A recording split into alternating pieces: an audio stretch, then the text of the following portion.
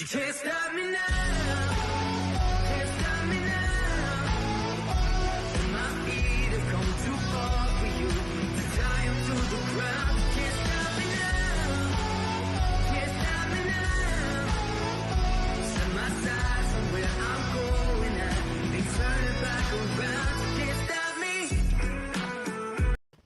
Well, good evening and welcome to the Psychic Coffee Shop. I'm Aeson Knight, and I've got two great guests with me tonight. This is your second dose of the Psychic Coffee Shop today, but you guys, as you know, I rock it with some great guests. Today we're going to be discussing about relationship intimacy. All right, so Elspeth, tell us a little bit about yourself. Wow, great. Aeson, thanks for having us. Yeah, I'm Dr. Elspeth Moit. This is my partner, Freddie Central-Viva. Thanks for having us on the show, Aeson. Love having you guys on. Loved your books. But you guys got much more than just books going on. Yeah, we've had our institute here in Chicago for 21 years. So we're really excited about what we've been doing with people and the results they've been getting. Mm-hmm. Yes. And So tell us about what your institute does and how did y'all get into it? mm-hmm. So our institute was really created to have a school available where couples and singles can learn how to create consciously love and intimacy. Because, we all fall in love at some point. And while that feels really great, we have no clue what we were doing. So we cannot replicate it later when it may come in very handy, when the breakdowns happen or when the hormones have slowed down a little bit. Mm-hmm. So what are we going to do then? So we develop principles and practices that allows people, including ourselves, to, replicate and create love and intimacy as a conscious act, as an awareness, and most importantly, that we can fill fulfilled lives within and with each other. Right. And, with that, you have the book out, you're doing the institute, but this started way before that. Y'all guys came out of corporate America. Y'all came out of different paths. What two paths brought you to Tantra and teaching this? Right. Well, that's a good question. I was first introduced to the practices that we teach, Aeson, when I was 13 years old. I was living in Hawaii. My father at the time was a practicing psychiatrist. And at 13, I was going through my puberty and spending a lot of time in the shower. And so my father took pity on me. I thought I was going to hurt myself in there. Gave me a book to read on how to integrate sex meditation and practices. So sexual practices. And what happened was I was at the time very into athletics and wanted to go on to college on athletic scholarship. But I had a doubt that I could do it. There was a belief that I didn't know if I had the skills and so on. So the practices really allowed me to get past what my fears and beliefs were to go on to college on athletic scholarship, which I did. After college, I kept doing these practices and applying these principles in my personal relationships and doing workshops and reading. But I knew about my own inspiration after 20 years in the software business. I was just doing it for a job. Right. I was in San Francisco, and an opportunity opened up in Chicago. So they hired me, moved me here. That was 21 years ago. I was single. I was online looking for a Shakti, a female Tantra partner, and Elspeth's profile showed up online. So we're an early online couple. And we met, and she has her own tantric journey, but we met and we pooled our resources and started this work. And thusly, we've worked all over the world with couples and singles, teaching them these practices of how to work with sexual energy as a way to get more deeply connected to what we most deeply desire. And we can keep unpacking that as we go. Right. And, that gets totally into a lot of different practices that the American people have a large problem talking about. What about you, dear? How did you get into it? So for me, quite different. Aeson, I would have wished, or I wished I would have had a dad who would have given me a book on sex consciousness when I was a teenager. But I don't know about you, but that was not customary in our household. No, that wasn't talked about in my household. So anyway, as you can tell from my accent, I grew up in Germany. I was born there and raised, and then came to the United States in my late 20s to do postgraduate work in music, and then started teaching in Boston, which was my port of entry, Mhm. at conservatories, at music schools. And then I moved on to getting my doctorate in education, and then I moved into management consulting. That was then in the 90s, and I had gotten really good at consulting. However, I was miserable in relationship. I had this pattern of attracting unavailable men. And Mhm. while it was exciting, most of the time I was by myself. And Mhm. there came a distinct point when I felt quite despaired looking at the trajectory. If I will not change that pattern, that I would end up without lasting intimacy and love in my life before I would leave this planet. And so I just didn't want that. And that was the time when I decided to deeply delve into meditation and then into Tantra. And Mhm. not just like Tantra, like reading a book here and there or doing a practice. No, I immersed myself in the study, and it was just life changing because what I discovered in it was that I had held distrust towards men. Mhm. And while I was not aware of that, because I was very charming, if you had known me over 20 years ago, you would not have called me a distrusting bitch. I reeled them in, so however, underneath, like in the subconscious, something was running the show that was not conscious in my conscious mind, so I couldn't change it.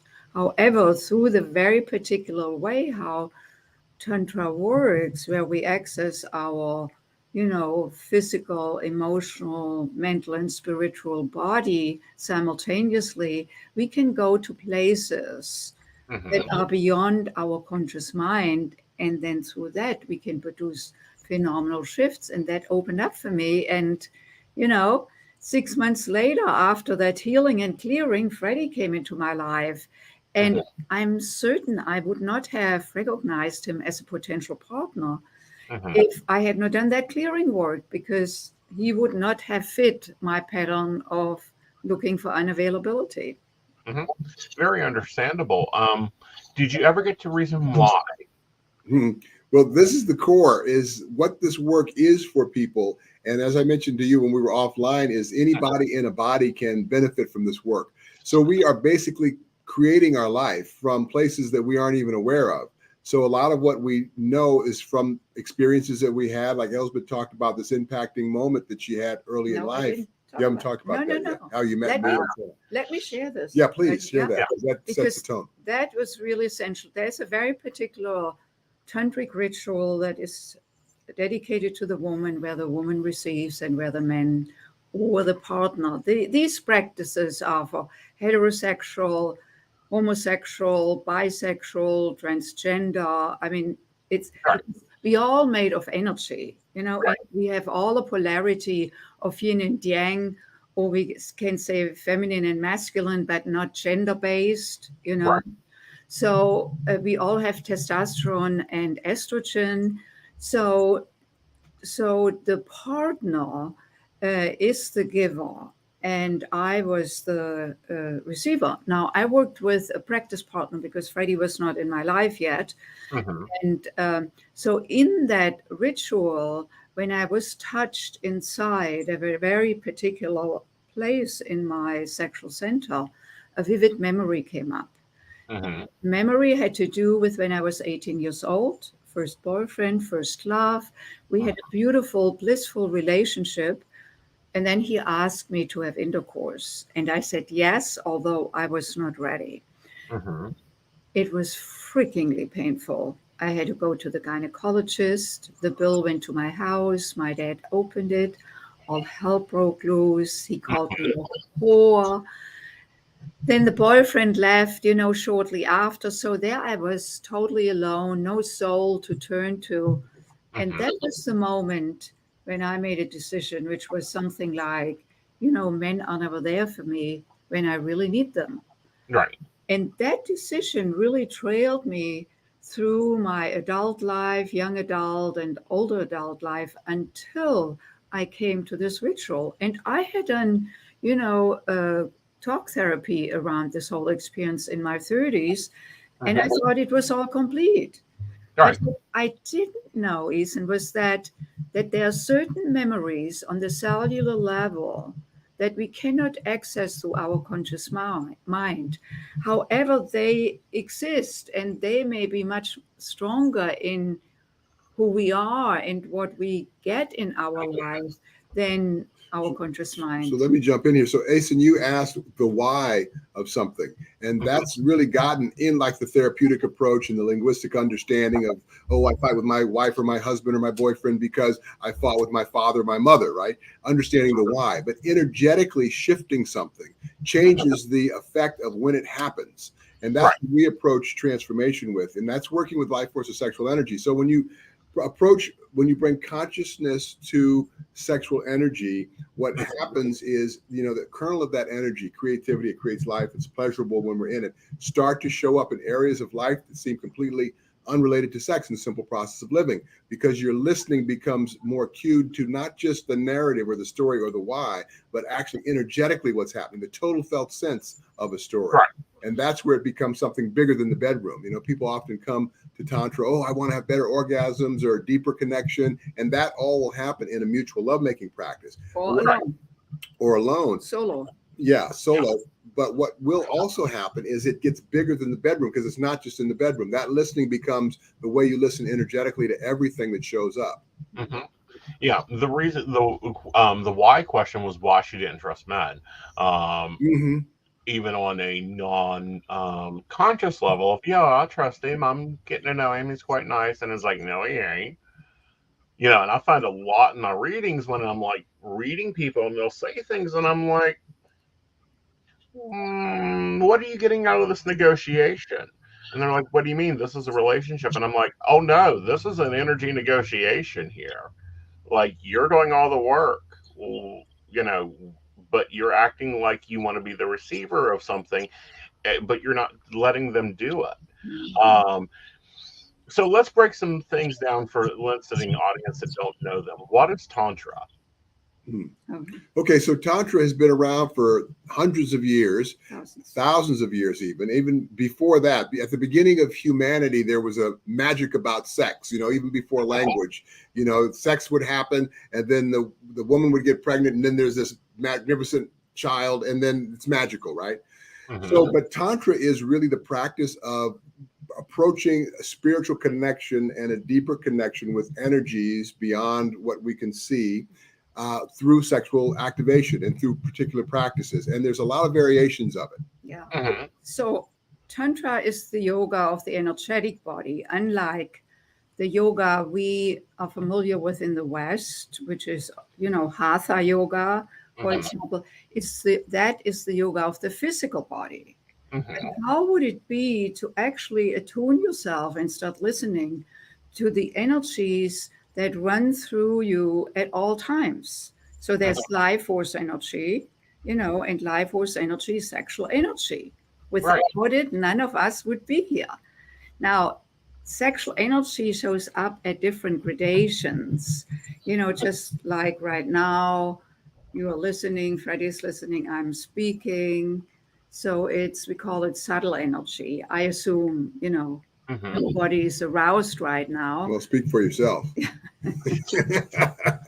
So, and then when I walk by Lake Michigan and I feel the breeze on my skin, it feels very lovely and pleasant, so my energy is slightly raised. It's not highly aroused, but slightly raised. And then it can go all the way up, towards this climax, towards the ejaculation. It's the same energy, just at different gradations. So what we can learn is to be with that energy like playing a flute, where you can have different registers, including the aroused energy, subtle energy as well as aroused energy, and moving this energy, because that is a big part of the tantric practice, how to move your life force energy through you and embellish the flow of that energy through the breath, because energy and breath go hand in hand. When we don't breathe, we die. It's rather obvious, you know. Yes. So if they go So- together when we are dying, they must go together when we are alive. So all of that is being put together so that we can become more equanimous in the everyday life, you know, that subtle energy, and then that we can play with that energy also in aroused states, be it in solo practice or with a beloved. Hmm. And you can direct it. Exactly. Absolutely. And this is the thing about it, you know, beyond the word tantra, it's like when we're in our sexual energetic with ourselves and with a partner, we are in an altered state of consciousness. Hmm. So and people often will look for that, and that's what keeps us coming together, procreating, having fun. It's so expansive, it's everywhere, it's not going anywhere. So what else can we do with it other than, you know, procreate, make life, have fun? So forever we've been procreating, creating life, and the last 100 or so years recreating. So what we're sharing is how to co-create with this creative energy, and Mhm. co-create in the sense that there are deep ideas and things that people want to create in their life but seem to elude them. And when they come to do work with us, they do an intake, so to speak, and they write down what they want to get out of this work. And obviously, if they could do it, they would just do it. They wouldn't be coming to a workshop. Right. But what this work teaches them is how to work with their sexual energy in these ritual practices with specific distinctions that we teach and other actionable insights that they get through the processes that we go through over a 3-day workshop that allow them to get past what keeps them stuck in a place, coming from that there's nobody out there but you in your life or me in my life, right? So there are beliefs that we have, like Elspeth talked about that experience with the early life sex experience, and that was an early impacting moment for her. And it lived for her, even though, like she said, she did a lot of therapy around it, a lot of the whys around it, yet energetically it was running in the background, guiding everything. So subconsciously, she would pick a guy who was not available so that she could be right about not trusting men. You see, that's how we work. So to get past that, we have to develop what we call a witness state of mind, which is the meditative piece of working with conscious or sexual energy. And that's how we keep it evolving it. So it's with all the fun that we can have with sex, we can actually use it to more deeply connect with an energetic and emotional and spiritual connection to what our dreams are. Right. And you know what we truly are when we get to the fibers of the being. Now, with that, we're talking about more than porn star quality sex. What we're talking about here is more of a spiritual connection between couples. What changes have you seen in couples that you've worked with? What a great question. So perhaps we want to lead a little bit more towards this to make this more, tangible, is that the shifting for the one who is in their feminine energy. So when a woman comes, it depends on, because we also work with homosexual and gay people and lesbian people. And Well, let's just do some agreements here. Okay. Let's clarify that feminine means receiving. Doesn't mean if you're a woman or a feminine male or you're the receiver. And masculine will go with the active energy or the giver energy. The giving energy, yes, beautiful. So the one, so in a relationship, in any relationship where we want to have magnetism, making love calls for magnetism Polarity. Because if we are both in our masculine energy, we're just like, rockets like this, Yes. And if we are both in our yin energy, then it's like this. Right. Now they complement each other really well. The dance around that linear, going towards something, the masculine or the giving part. So what often happens is that when a couple, let's say, goes through our work and that they come back and particularly when we teach these rituals in our advanced workshops and retreats, is that they come back the next day after, let's say, the woman has received the Ritual. the ritual. Yeah. By the way, I want to say yoni ritual because the sexual center of a woman is called yoni in Sanskrit. Right. Yoni, and it means sacred space. It's Right. much more actually, respectful, that term, than, even our clinical vagina or all kinds of not so nice words. So they come back the next day after the homework practice, because these practices happen in people's private space, be it a hotel room or their home, depending on from where they come.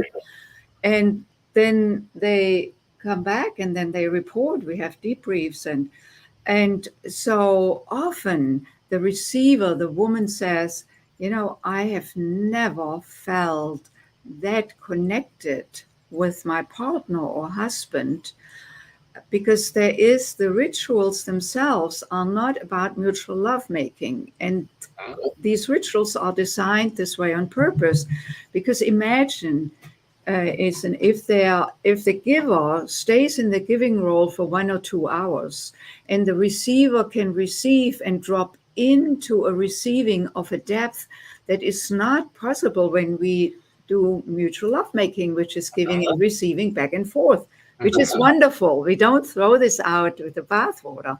Right. However, in that sustaining this role of the receiver, there is unmasking, there's letting go.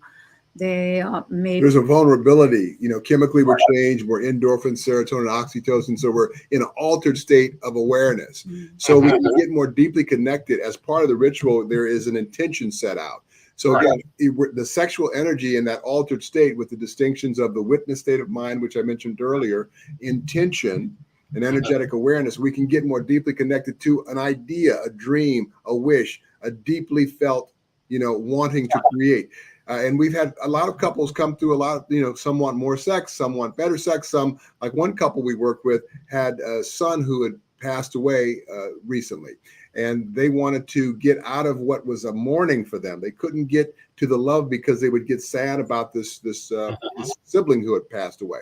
Right. So in the work and in the practice of developing this witness of this mourning piece, but also being aware of what they want to create, which was the feeling of joy and connectedness and love and deep appreciation, they were able to discern from what they were falling into as an energetic, experience in the mourning piece, to moving towards, with ease, grace, and flow, step by step, that feeling of joy, connection, and appreciation.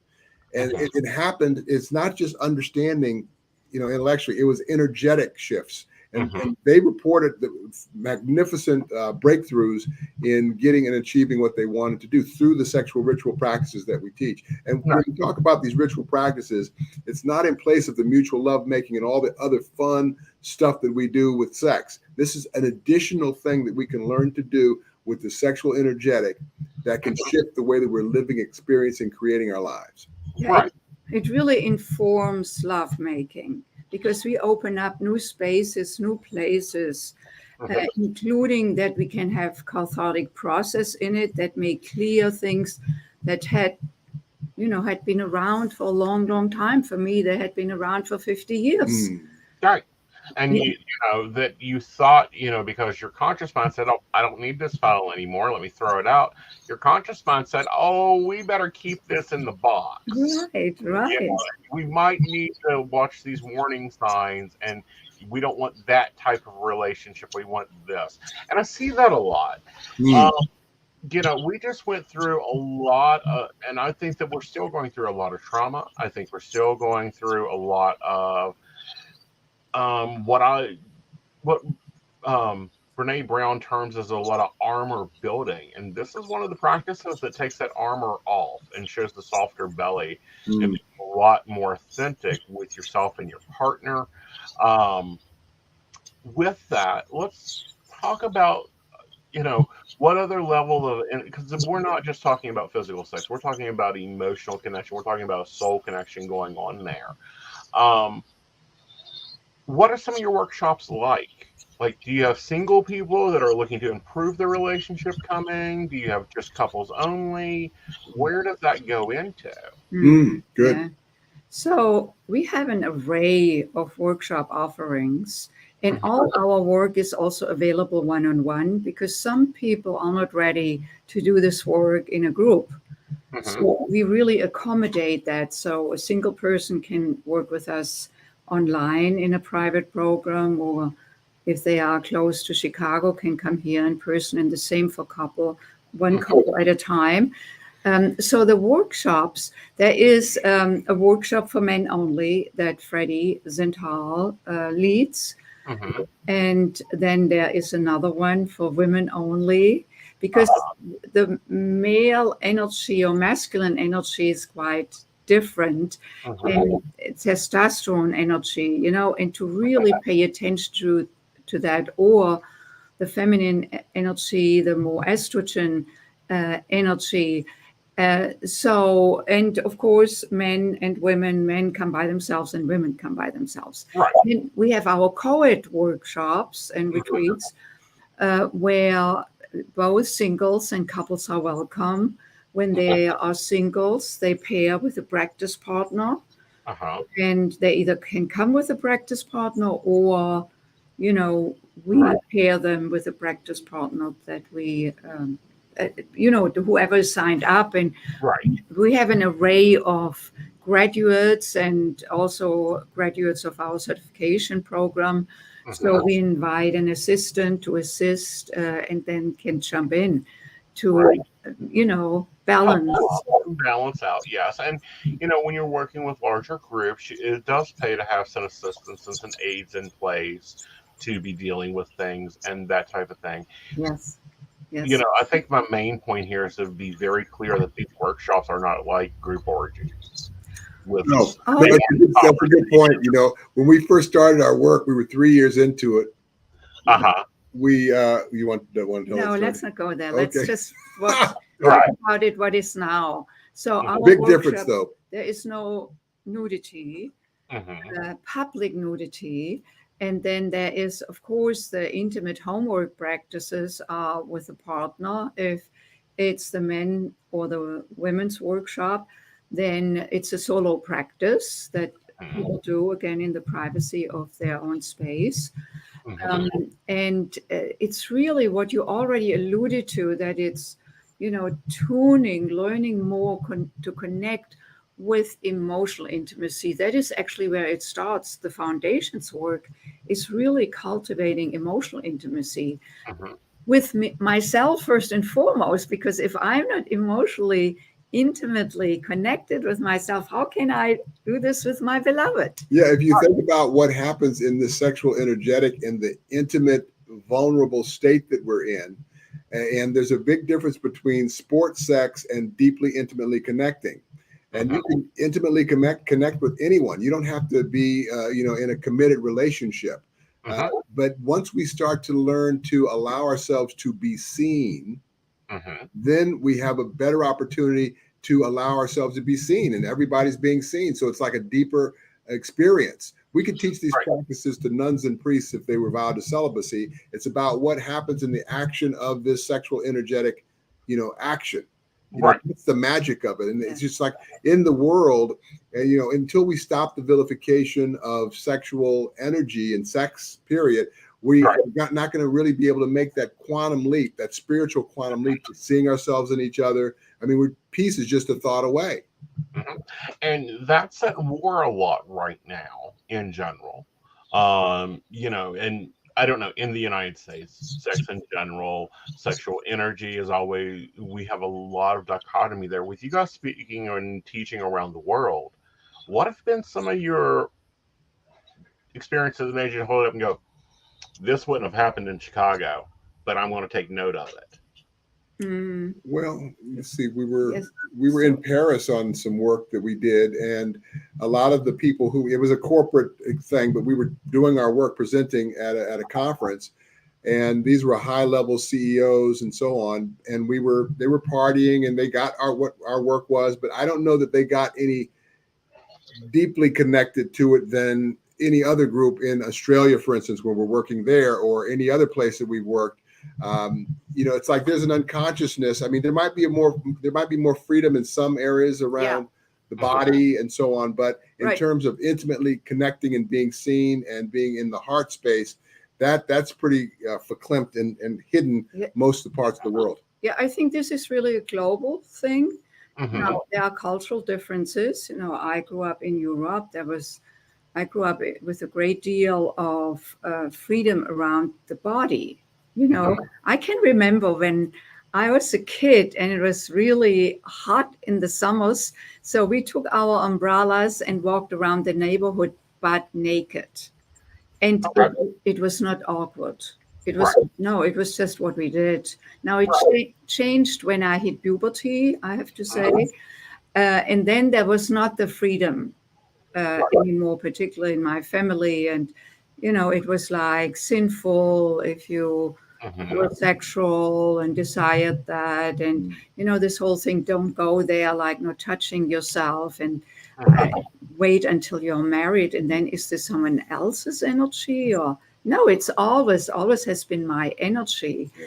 So the honoring of that energy. And so we really don't have, I think, in any culture, unfortunately, guidance for, young people, teenagers, young adults in a ride into our sexual, emotional, spiritual self. And this is why we felt called to bring at least a little bit, a drop of the ocean. So if we don't start at all, nothing is going to change. But so I think at the very core, it is time because, particularly in the West, we have shifted over the last 50 years in terms of the emotions. I think through therapy that has opened up, that having your emotions, feeling emotions, expressing your emotions is okay. 50 years ago, you were considered crazy when you went to a therapist. Now you go there every week for tune-up, Well, actually, and that's improved because, back in the 80s, there were people going daily. And I'm like, daily? Like, how busy can this therapist be? I mean, they could have only had 24 clients. But, well, no, if you have a client, 5-6 hours a day, and you have clients for 5 days a week, that's a lot of clients, Terry, I'll be taking question. If it's a psychic question, we'll be taking those in the second half of the show. If it's a question about Tantra or their work, sure, go ahead and ask it.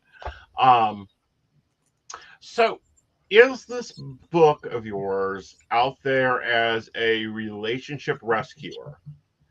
Or is it more so a primer to be fixing things before they break? Oh, I would say the book is a book for anybody in a relationship or out of a relationship that has an idea, a dream of something they want to create in their life that they haven't done yet. And this is a book that teaches a way to develop the use of a tool and an energy that's available to all of us that allows us to get more deeply connected and out of our own way. I think I mentioned that earlier. You're right. Very much that. I would say the book is about consciousness raising, like becoming more aware, what we talked about a little earlier, that the emotional is now more permissible in terms of society. Also through meditation and yoga, we have somewhat more connected with the, introspective and the meditative dimension of ourselves. I'm not saying that these two dimensions are perfect in our society, but there's some opening. Now, the dimension of the sexual, when we look at this, triad of physical, sexual, emotional, love, and mental, spiritual, the sexual is really the one that hasn't, been looked and brought more consciousness to. And unless we bring more consciousness, awareness, and don't just move with it out by default, because we are these animals and there's nothing good or bad about it. It's just who we are.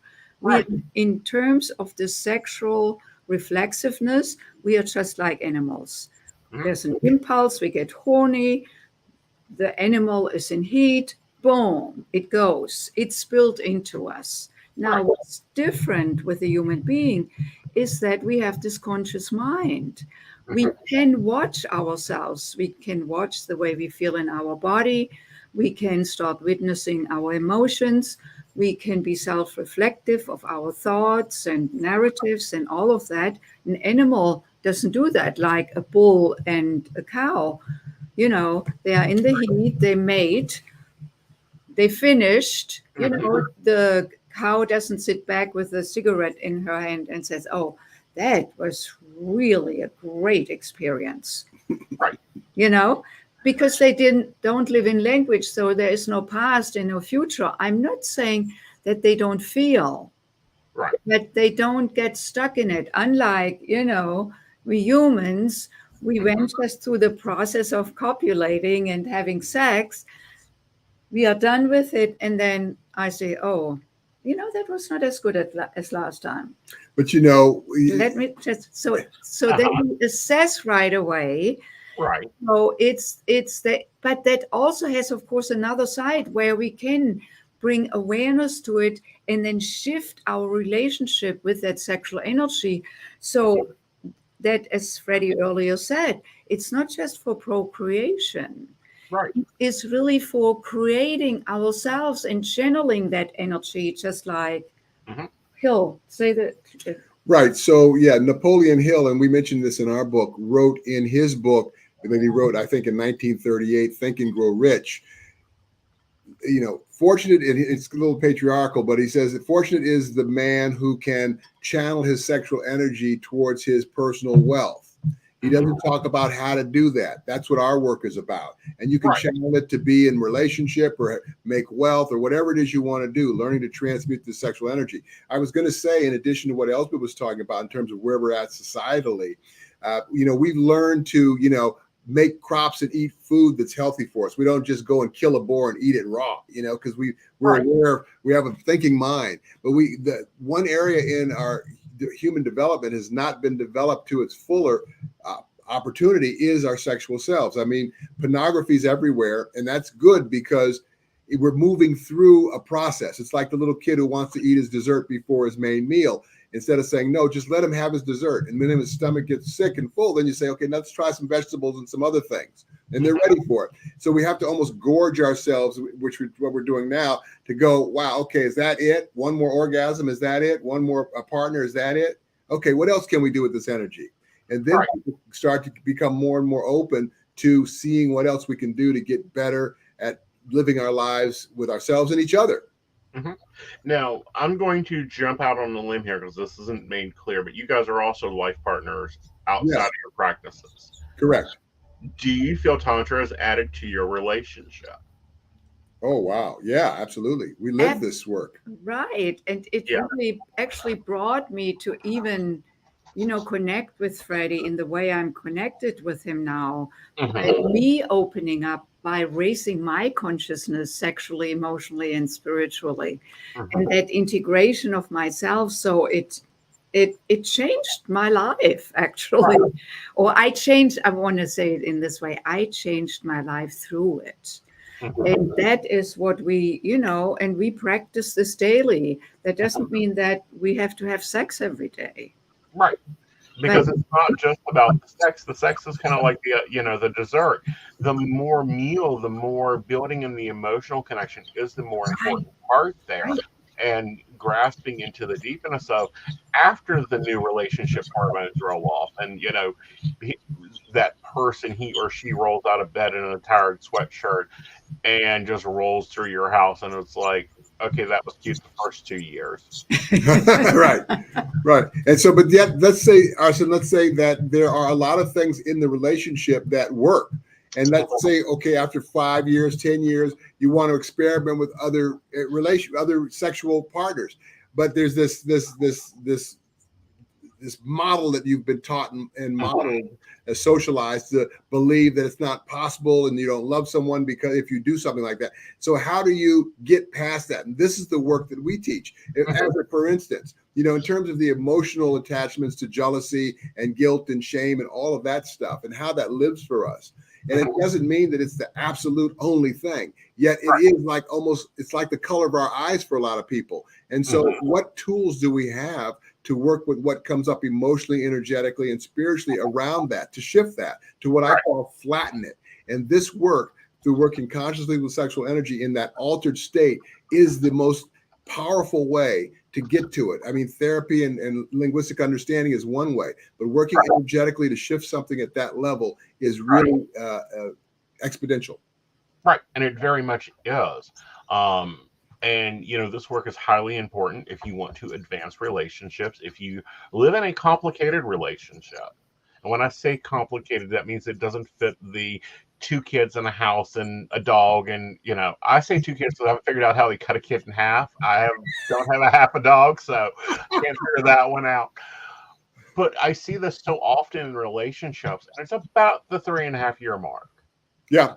Yeah, I think that's statistically about right. It's what they say. You start either A, figuring out how you're going to live with them, B, rediscover each other. Now, granted, we just went through a lot of trauma the past, I want to say 6 years overall. And that's had a lot of wear on people and a lot of tiredness on people and a lot of disconnecting, reconnecting. Some people have become plug and play at this point in the relationships. And I think Tantra in general reintroduces you to you and your body, and then reintroduces you to your partner's energy, but on a different level. Yeah.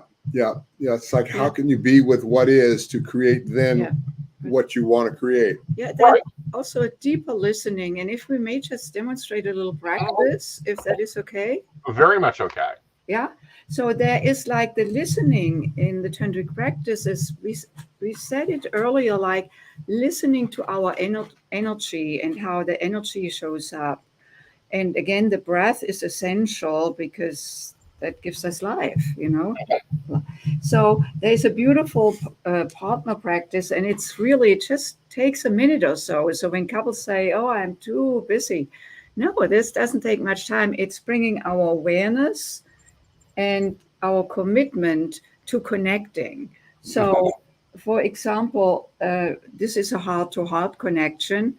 You can see us, so put your hand a little higher. Yeah. So we place our hand on the other's heart center, and then we look into each other's left eye, because the left eye is correlated to the right brain hemisphere, which is the feeling, the experiential, artistic part of the brain. So we drop into that place instead of analyzing. Why is he looking at me like that? Something wrong? Yeah. I'm going to be seen. Right. And then we synchronize our breath together. So we breathe in together. And on the exhalation, we send the breath into the other's heart. Yeah, and so the sending is something that you can do with your mind's focused attention on the breath and intention to move it in the direction that you want, as opposed to, well, I'm waiting to feel something, so you can really focus on it. Right. And when we breathe in, I receive Freddie's heart energy through his arm, his hand, in my heart. On the exhalation, we send from our heart, so the arm, the hand, into the beloved's heart. And then we breathe in and we receive. So now we have a circuit. Exhaling, we send our love energy. And inhaling, we receive the other's love energy. And we do this just for a few breaths, yet with total focus. That is essential. And then we feel connected. We can use these kind of practices as preparation for our lovemaking, so that we are connected moving into the sexual realm. But it's also great just, when I sit at my computer, work on a project, so engrossed in it, and Freddie comes next to me and he places his hands on my heart, one in the front, Like a So mudra. one in the front, one in the back between my shoulder blades. And when he comes like that, I stop everything Mhm. and I breathe with him. Again, just 3 breaths, but Mhm. with total volition and total presence. And it only works, Ethan, when we both have agreed to do this beforehand. Right. 'Cause Now, what I find interesting is the exercise you just saw there. When I had a working high priestess with me, we would do that before every ritual, especially like the important ones, and it was to link up our energy Yes. so that the correlation of the two energies working together in ritual, Wiccan ritual, would work well together. When I work with high priestesses now, I still do that heart to heart, mind to mind, thought to thought, energy to energy. Yes. It makes a difference because I've done it. But we started doing that when I began working with her. I've done it with not done it with other people, and sometimes it is just like two people passing in the night trying to coordinate a universe in the middle of a Wiccan circle. So I find it interesting that that's actually a tantra practice that's taught in Wicca priest training. Right. Right. Well, there are all these different variations of working with, the surreal or energetic realities of our beingness.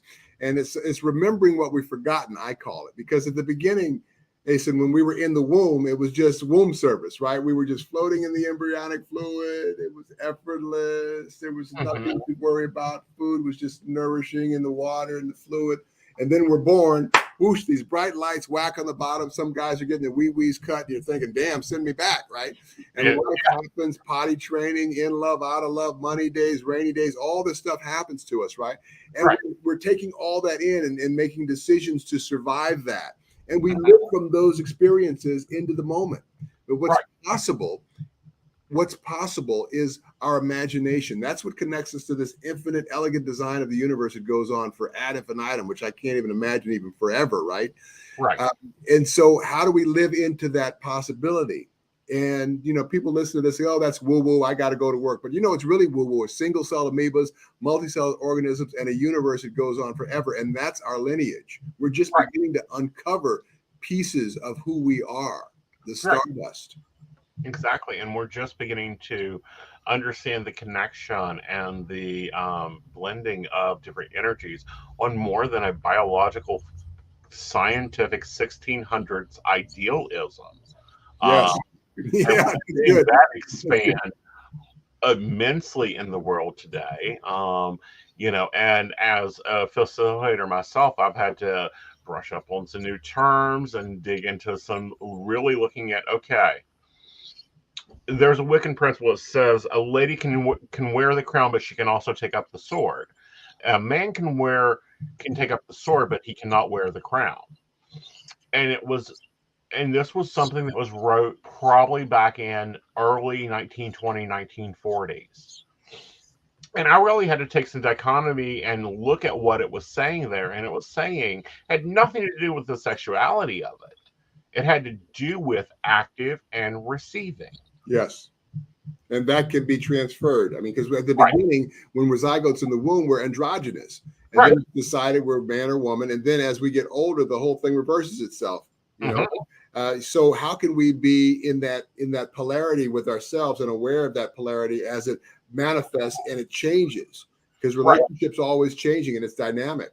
So that kind of flexibility and that kind of improvisation really needs to be introduced to people, because men are kind of given the license to be emotional in two areas, either fucking or fighting, but yet we can be these intimate beings, we can be these nurturing beings, and women can be as strong as men. And so how can we play in those polarities in relationship, whether it's man, woman, man, whatever it is? It's being conscious of the energetic shifts that can happen to move with flow and ease with those energies that we all are.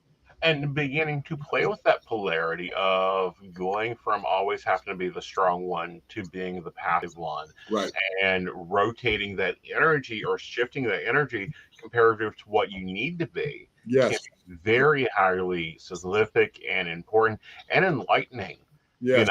And we're seeing a lot more of that from the women of today and the creativity of today, and seeing, and and cannot wait for this one, when we stop seeing when women are the active partner being called a bitch. Like, sorry, I'll keep my crown as bitch. I enjoy being the bitch, but our world structure is changing to where it's like, no, those aren't the words you use anymore. That isn't how it's seen, and it's very interesting to watch the polarities play off.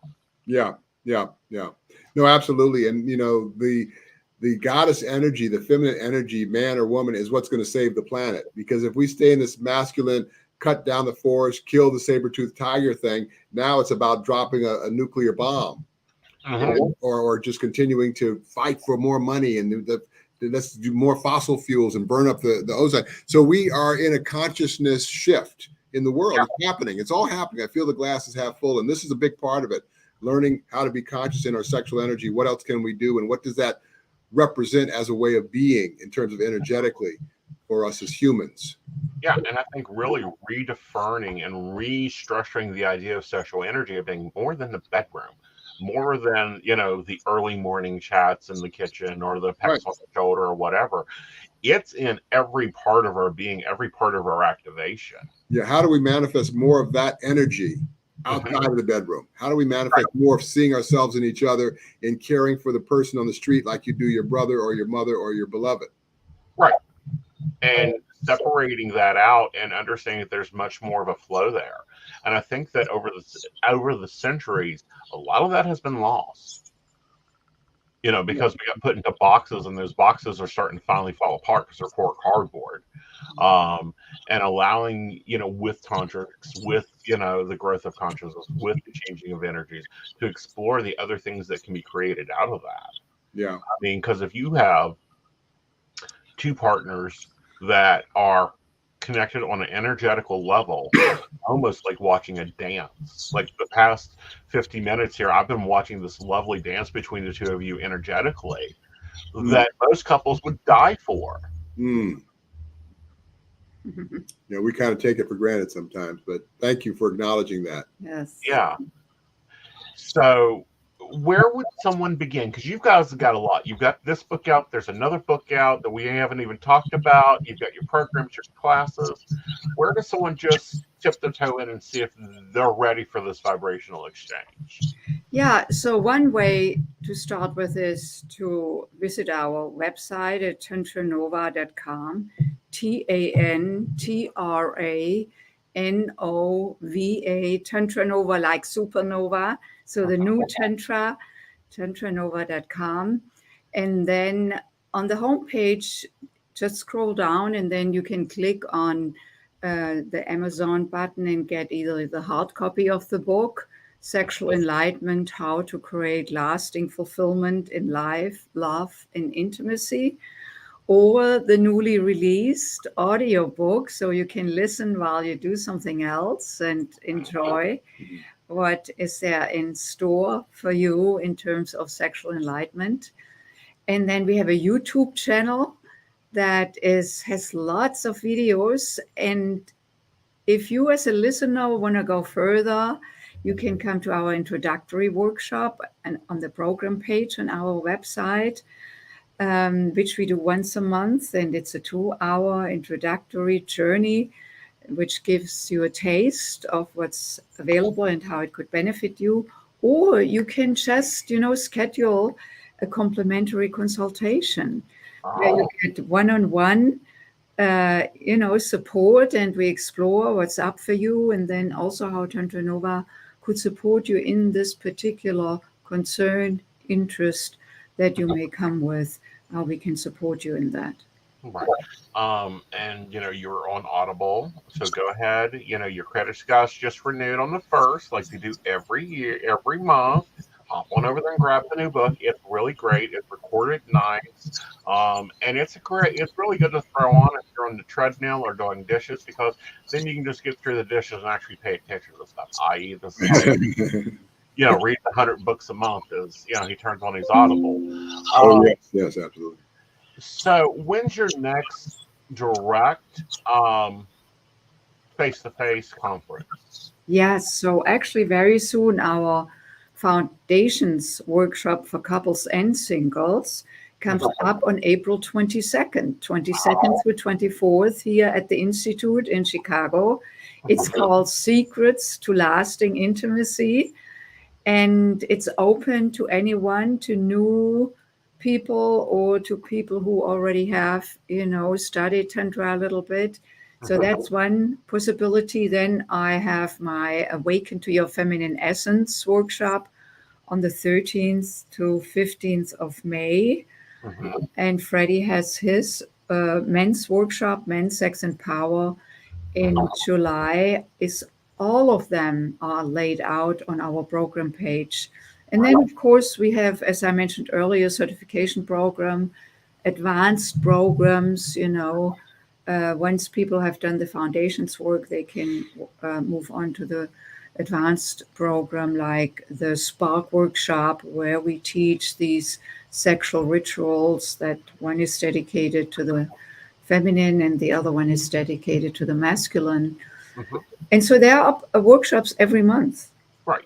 Now, I do want to cover something real fast for our audience. When they, the feminine and masculine workshops, when you're out of the binary, which one do you go to, or do you go to both? It's up to you. I think it's, it's up to you. You can come and get this work and see how it could be of value to you. Yeah, no, actually, let's be clear that it's the men's workshop is set up that it's applicable to any men of any persuasion. Okay. Yeah. The same with women. It's, it really is inclusive because it's not. Right. Yeah. And the other thing is also that in our group workshops, there is space enough, time enough to have also individual attention during the workshop. So it's often people ask us, how can you teach different levels at the same time? And that has something to do that why we can do that has to do with that we really work with what is up for the person. Exactly. So things may show up for one who is more evolved in their consciousness, we just tune exactly with that, versus someone who is just a beginner, then we tune exactly with those concerns and wishes.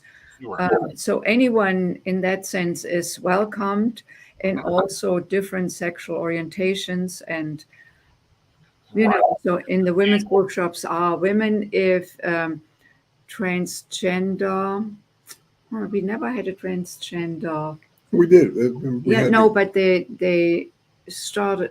No, right. There was a man, right? And then the men who turned woman came to the women's workshop. Okay.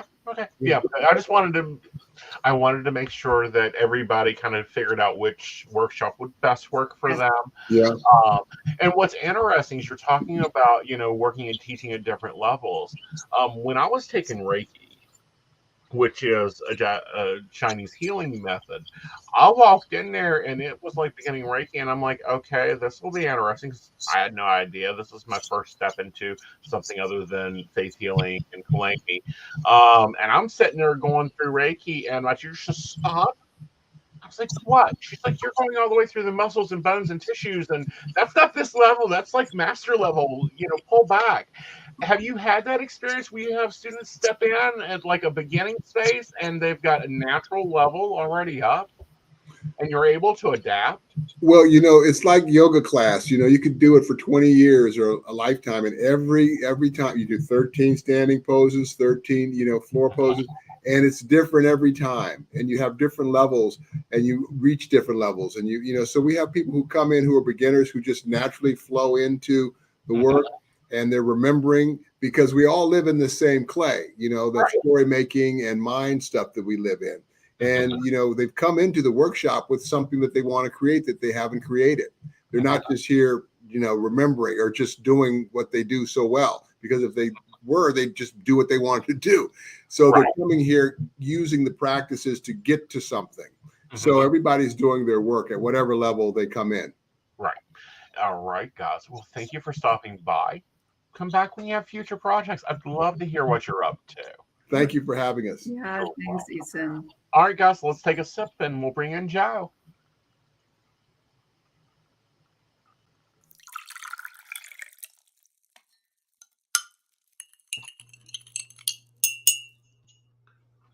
Hello, darling. How are you? Hello. Oh, doing pretty good. How about you? Doing well. I'm trying to find your nameplate. We've got to work on some of this because some of this is no longer useful. Oh no, have we made a mess of our back house? Yes, you've made a mess of my back house. I didn't do anything. Come on, honey. I delete things as often as possible. You Well, that's hold on true. to it. Okay, you hold on to them as much as possible. Well, I try because you delete everything. If I don't need it today, why do I need it tomorrow? Yeah, I would spend so much time recreating stuff. I'm just telling y'all now. Oh, and you already have a question. Wow. Hey, Brenda. Hello, Miss Looks like a lot of people have been in. Terry and Janae and Tina and Ashley, I need a birth date, honey. Let's get this format down. I have a lot of new viewers, so we're going to talk about this. I have to have a birth date, including a year, because I don't think that a reading online is worth $5,000, and that's what my fine is if I do a reading without a birth date. Well, yeah, and especially if it turns out to be for someone who's not of an appropriate age to get a reading. Exactly. Hi, Terry Tree. Yes, you may ask the question now. Jeanette, hello. Okay. And Tina, hello, darling. Nice to see you in the chat tonight. All right, so we do have a question up and rolling. Let's hit it with Jennifer. All right, so Jennifer 52484, is Oregon the best move for me to make, or should I work on my current relationship and stay here? Or can you give me some insight on these two choices? I can look at both those choices, honey, because believe me, it's going to be a struggle for you to move both directions.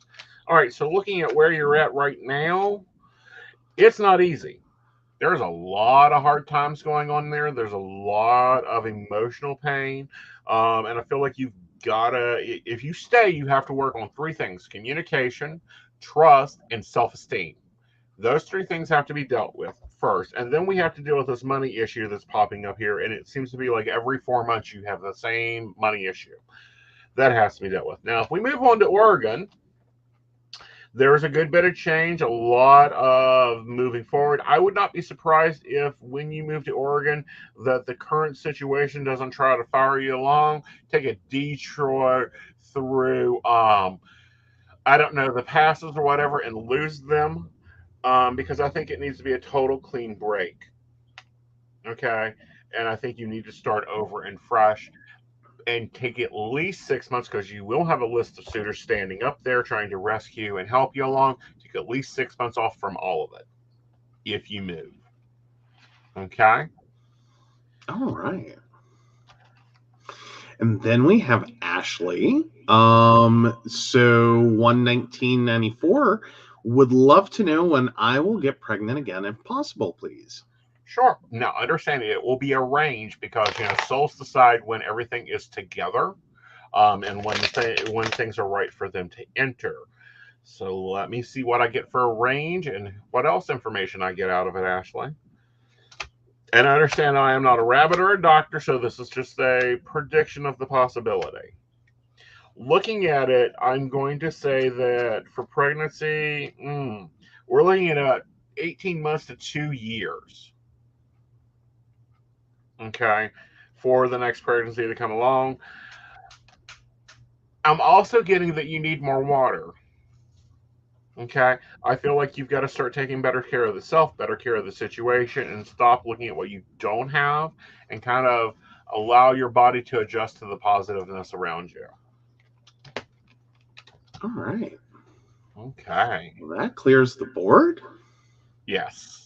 That's quick and easy, guys. See, I'm painless. I'm not a hard person to work with.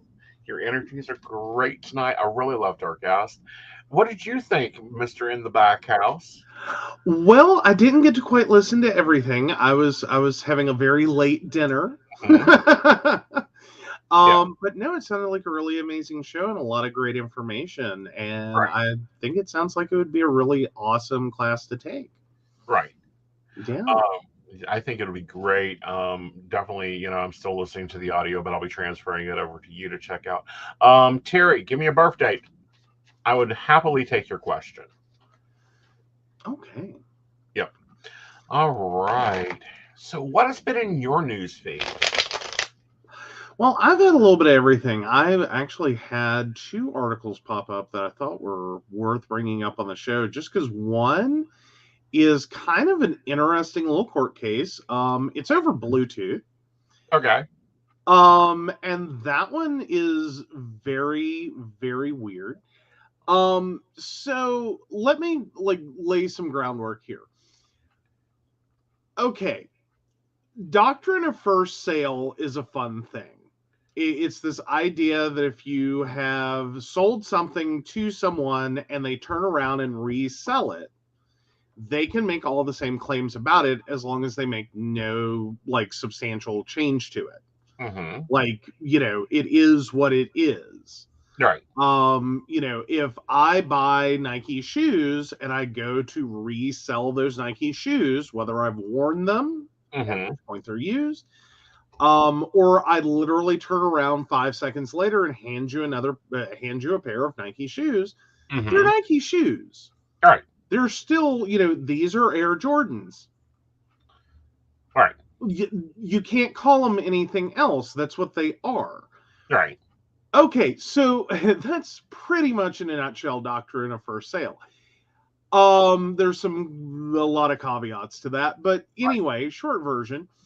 And what fundamentally applies here. Right. So Jeep and Dodge Mm-hmm. have been buying stereo systems that they then in turn install in their cars, and then of course list in their features Bluetooth stereo, because it's a stereo with Bluetooth. It's a Bluetooth stereo. It would seem simple, Right. So yeah, there's this thing called the Bluetooth group. So they sued Okay. Dodge and Jeep, which is Fiat Chrysler Automobiles, or FCA, regarding their use of the term Bluetooth and the list of Bluetooth features. So this is called the Bluetooth Special Interest Group. Generally also requires every other auto manufacturer has to have their vehicle certified as to having these features. Right. Jeep didn't do that. Well, Chrysler, Fiat, FCA didn't do that regarding Dodge and Jeep. Right. Because they're like, it's a Bluetooth stereo. What do we have to certify? That it's a Bluetooth stereo because you've already certified it as a Bluetooth device. Why would we pay you more money? Right. To get you to tell us this obvious thing. Right. And certify it. So, of course, the Bluetooth Special Interest Group is arguing that, no, this is part of our requirements. You have to pony up the money for us to certify your vehicle. Otherwise, you cannot make any claims about your vehicle having Bluetooth and its Bluetooth capabilities in your sales and marketing, because that's not part of our licensing. Right. They're going, but we didn't license it from you. We bought a stereo, and the stereo already went through the licensing and, got the permission to use Bluetooth. Right. So it's been round and round and round. So all of that has now wound up in a court case. And it's kind of interesting watching to see where this is going to end up. Well, I think it is because we've seen this argument made the opposite way with Satan's shoes and angel shoes. Okay. And when I say that, this was another case, and I actually followed this one quite closely. Company bought Nikes, paid for Nikes, took Nikes and changed them, modified them, redone them, upcycled them, I would say, for both the angel shoes but also the Satan shoes. Now they didn't get all upset when they saw the angel shoes out, and oh, you whitened them, and oh, you added gold, I believe it was like gold crosses and all this stuff. But the moment the Satan shoes with human blood came out, Nike ran their lawyers as fast to the courtroom as possible. And went, no. Yeah. You can't do this to our brand. Right. Like, we don't allow it. But that really stops and has a moment of how much control as a company do you have over the things that are products and licenses. I mean, it is one thing to use Nike trademark. In a sense, like you need to be careful with that. Like, that's how you run into trouble creating fake goods, is when they start looking like the authentic, because you're using, these brand symbols to make your goods look like they are another company's product. Right. But the reality is, this is another company's product. Right. You just modified it. Right. And, like, very minimally. Like, you put it in a car, in the case of the stereo. Right. Or you dipped it in blood or painted some crosses. Right. And threw it in a music video. It wasn't about selling or deceiving anyone as to what the product was. The product is genuine. Right. The problem is the brand is going, oh, no, you can't do that. Right. I mean, it would kind of be like, if we wanted to, do a protest video about Chick-fil-A, went and bought a bunch of Chick-fil-A and had it sitting in a corner of our video and talked about bigot burgers. Right.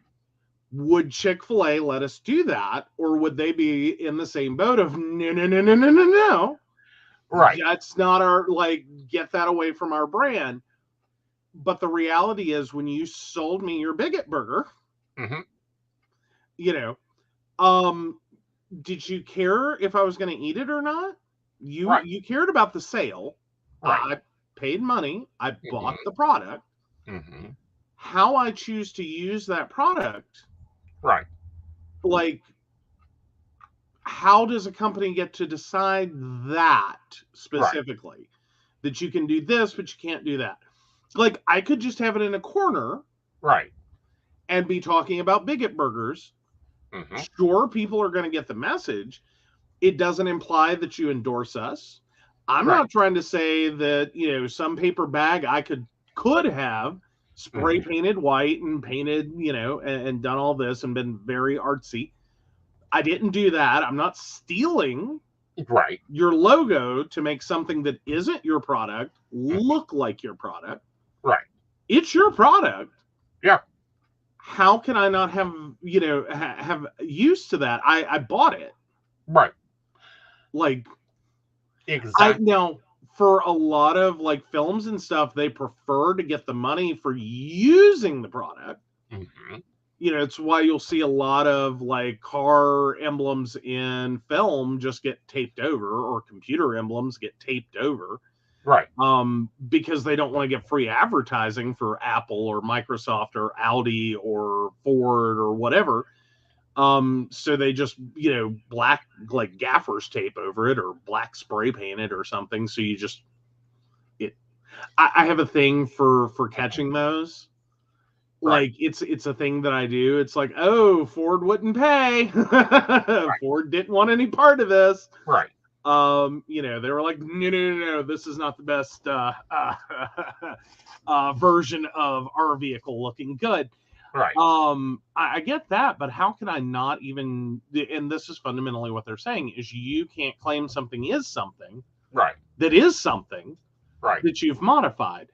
In this regard, or that you've used in it kills me, the finer points that one runs into.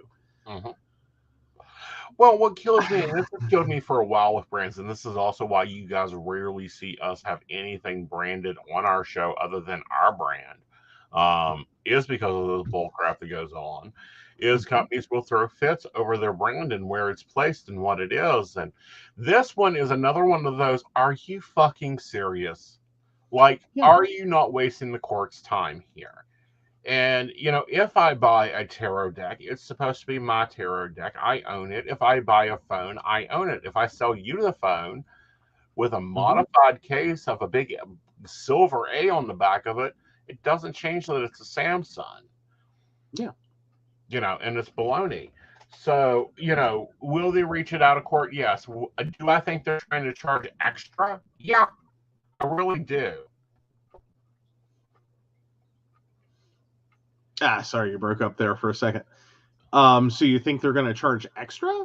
Yeah, if I was selling a product that I know will be reused, I'd be selling them to them at a retail price, not a, and I think that has to be clarified. These were bought wholesale, so it's clearly that they were bought at a cheaper price. The licensing should have been included here, but this actually comes into a bigger effect on Apple.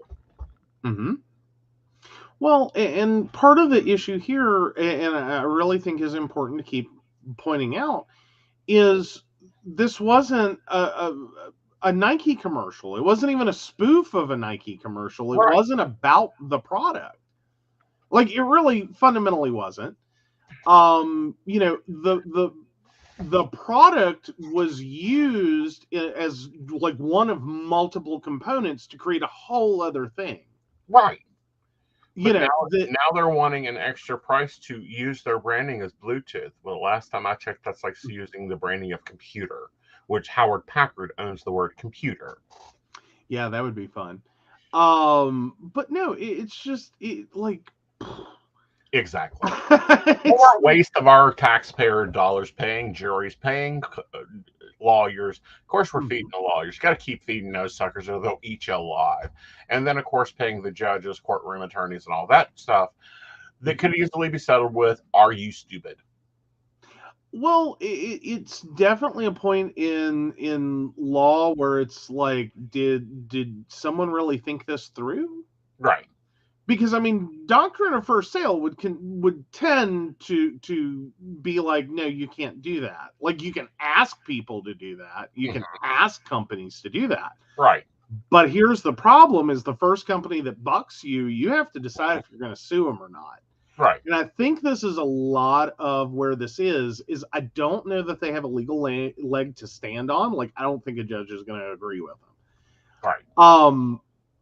But here's the deal, though. How much is it going to cost FCA, Fiat Chrysler Automotive, to go to court and fight to prove to appeal and back and forth, and like finally it hits the Supreme Court most likely, and fundamentally argue this out? How many years, how many lawyers, how much money?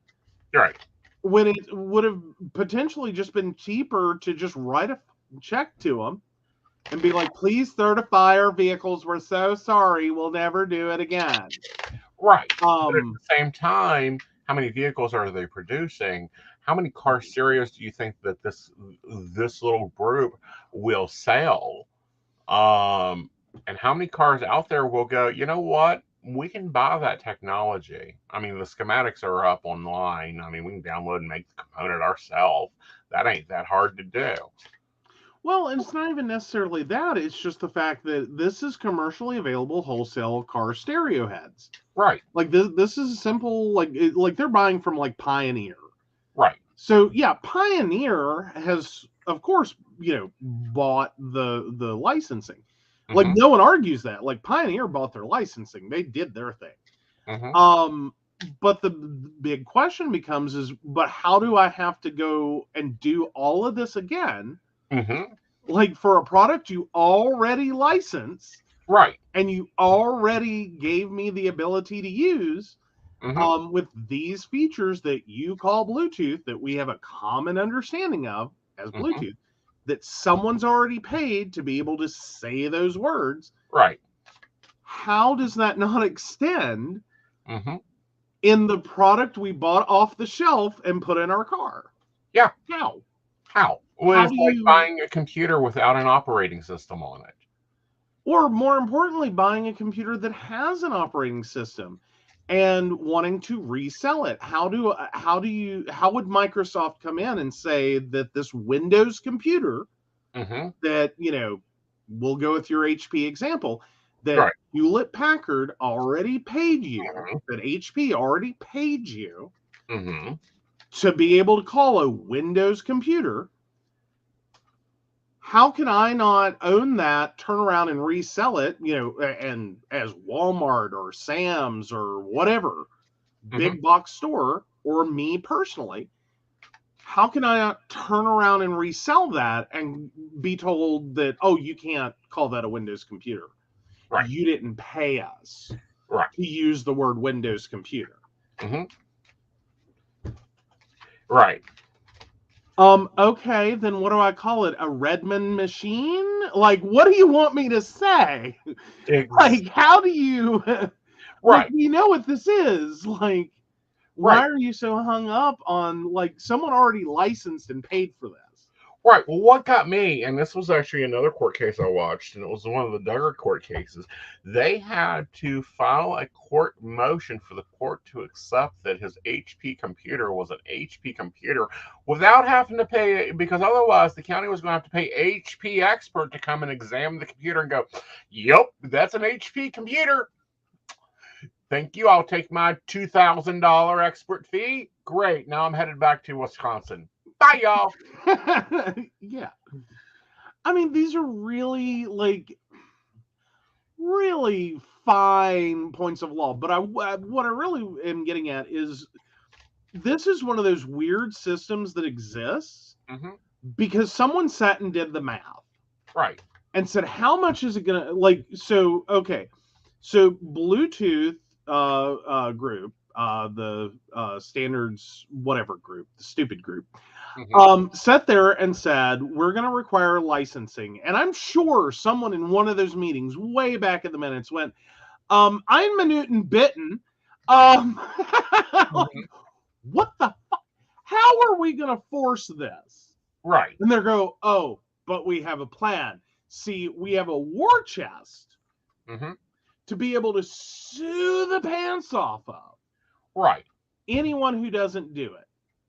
Like, we find out they're not doing it and they're selling it, saying that it's Bluetooth capable, and it's not. Mm-hmm. Or more importantly, they haven't paid our licensing Right. to say that it is. Right. We'll sue their pants off. And what's going to fundamentally happen is we're going to get a bunch of companies to just go ahead and pay it because it's easier than arguing. Mm-hmm. And it's less expensive. Like, we'll make the back of envelope math work. Right.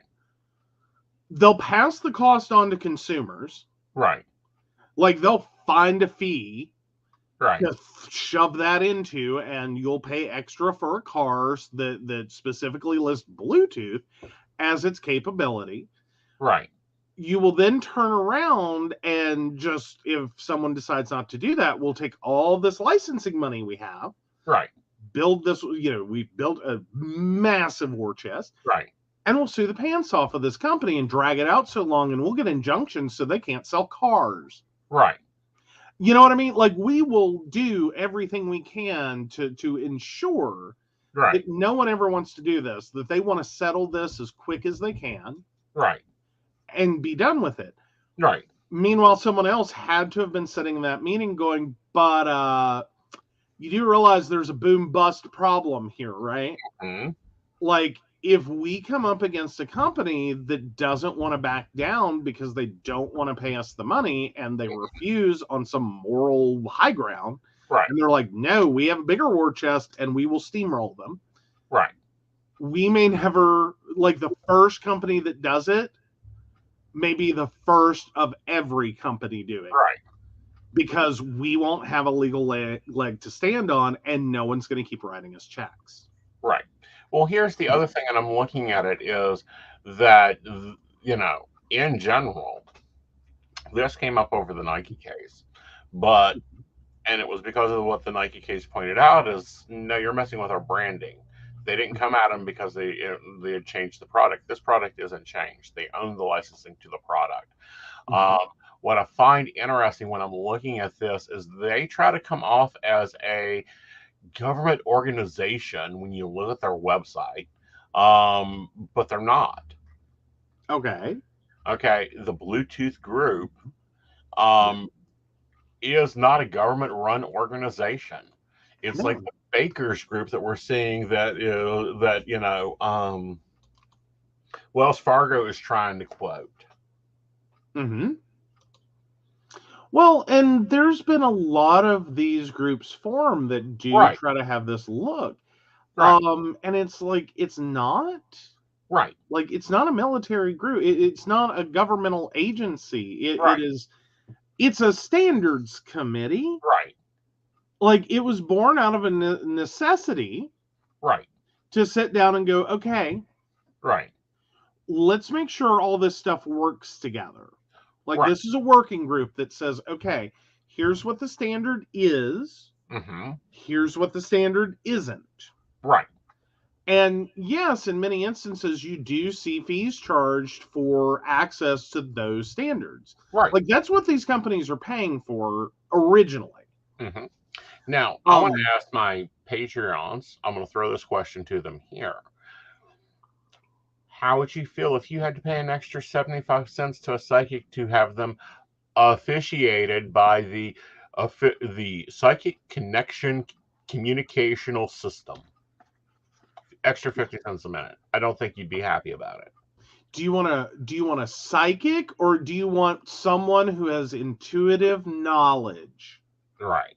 Like, that's how this would work out. Is the best you could do with this is break it down into, there are psychics, trademark, and then there are people with intuitive knowledge from some source. You know, like, that would be what we would be talking about. Is that's what, you know, this kind of thing is, that you would have to be licensed to call something psychic. You know, and go one step further. So Aeson goes on to a network. And not what fundamentally the special interest group is asking of Fiat Chrysler Automotive is, so, you know, Aeson's already paid this fee, but this psychic network can't even call itself psychic, right, unless they also pay a fee and have all of their again recertify every single person on the site calling themselves a psychic. Right. But they already went and did that. Right. Like, the psychic got certified as a psychic and came over to the psychic network that had to pay for a license to call themselves the psychic network. And you want them to pay for every single one of these psychics who've already been certified. You want to repay for all of them to be certified one more time. Right. Huh? Like, why? It's you're double dipping on this. Like, you shouldn't have to double dip this. Right. Like, it's already been done. Right. Well, what I find interesting is there is some abandoned trademarks that I could file, and literally it would be a fight to a fight to a fight. Well, that's the funny thing about trademarks, is sometimes there isn't a fight. Right. Like, there's this weird thing about, like, trademarks and copyright and things, is funny things happen. Sometimes a work isn't popular in anyone's lifetime. All of their, like, they have no descendants. There wasn't a company that ever bought the rights to the thing. Right. Like, no one ever did anything with it. Right. And then, like, 100 years later, it becomes a really popular thing. Right. And all of a sudden, there's this work out there that, like, it doesn't have a copyright. There's no one to file for copyright. There's no one to send money to. It's Okay. public domain. It is. All right, so I'm gonna have you read Are You the Asshole? And I'll be right back. Alrighty, so fun with Am I the Asshole? So am I the asshole for not wanting to pay for my father's medical bills?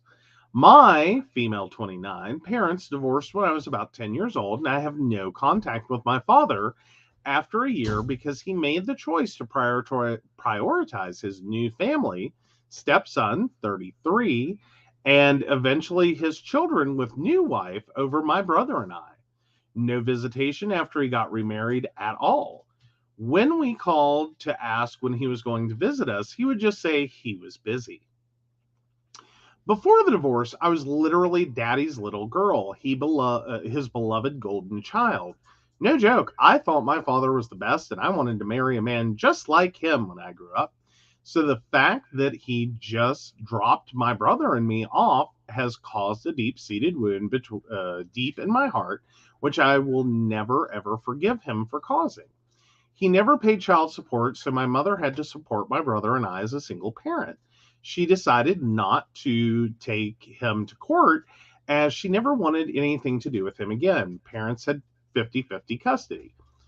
However, 18 years is a long time, and thanks to my mother's love and care for us, I have already forgotten about him and moved on with my life. Same goes for my brother. We have both grown up to live comfortably in our lives, take care of our mother, and love her to no end. The story is that this morning, his stepson, 33, contacted me via Facebook and said he wanted to talk to me regarding our, quote, father. And I was confused at first and then remembered that, yes, I had someone like that in my life. He told me that our father has a medical condition and treatment costs a lot. Sent together with screenshots of his medical reports. And it would be nice if we could pay his bills, and also that my father wanted to speak to my brother and I. I told him that that man lost his rights to be my father when he decided not to have any contact with us, and also that his father's medical bills are none of my concern. So as his children, you shouldn't go around harassing random people for money. Also, all those years of unpaid child support could be used to cover his medical expenses. After which he called me a vengeful and heartless bitch, to which I just replied with a smiling emoji and blocked his ass. I talked to my mom about this, and she said, while I have the right to be angry with him, he is still my father and is unwell, so I could help them out a bit.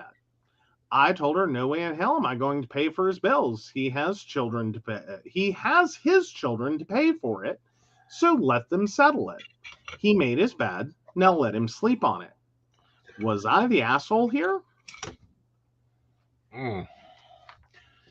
This one's a tough one, and it's because it's a double thing. Mm-hmm. Is she the asshole for not paying her biological father's bills? Biological deadbeat, walked out of her life, never to have contact until now, 18-ish years later. Father's bills. Nah, she hasn't. No, I'm totally on the not the asshole.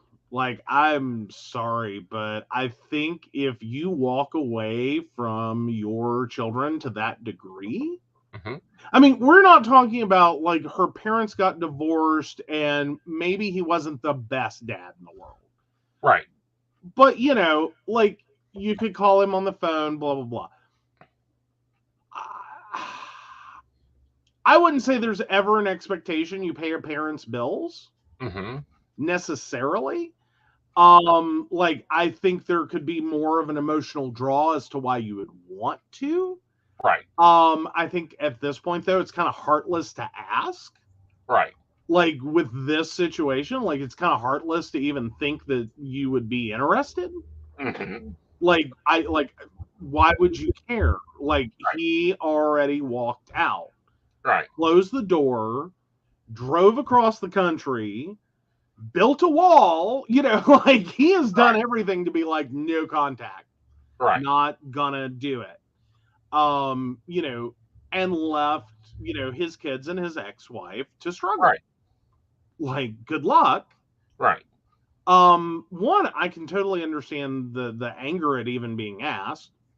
Right. I like most definitely. I don't know what anyone would expect in that situation other than anger. Right. I mean, we can sit here and talk about forgiving and forgetting and letting go for your own whatever, which I think fundamentally she has. Like, they moved on. Right. But to have that come back at you, like, yeah, I'd be pretty pissed too. Right. Like, no, no. Right. Like, no, you don't get to walk out for like 18 years and then, sorry, you got a horrible condition. Not sorry, really, but you got a horrible condition that's bad for you. Right. I'm unaffected. Right. Like, you're not my dad. You're my sperm donor. Yeah. Thank you very much. Please don't come again. However you want to take that one. But realistically, nope. Why would you think? And I don't think. Well, maybe he did, and maybe that's what triggered the stepson to think that maybe they could also offload some of these expenses. Like, I'm curious if this was the dad's idea. Well, I'm the curious if stepson's the idea. dad wants to talk to her now. Yeah. Yeah. Well, it sounds like he's probably like terminal or fearful of being terminal. Right. And like now has lots of regrets and wants forgiveness and blah, blah, blah, blah, blah, blah, blah. Right. I mean, one, try to live your life in a way that you don't have that much deathbed regret or something this fucking stupid and major. Right. And then no, if you do have something this big, stupid, and major, right. Yeah, you don't expect people to like show up.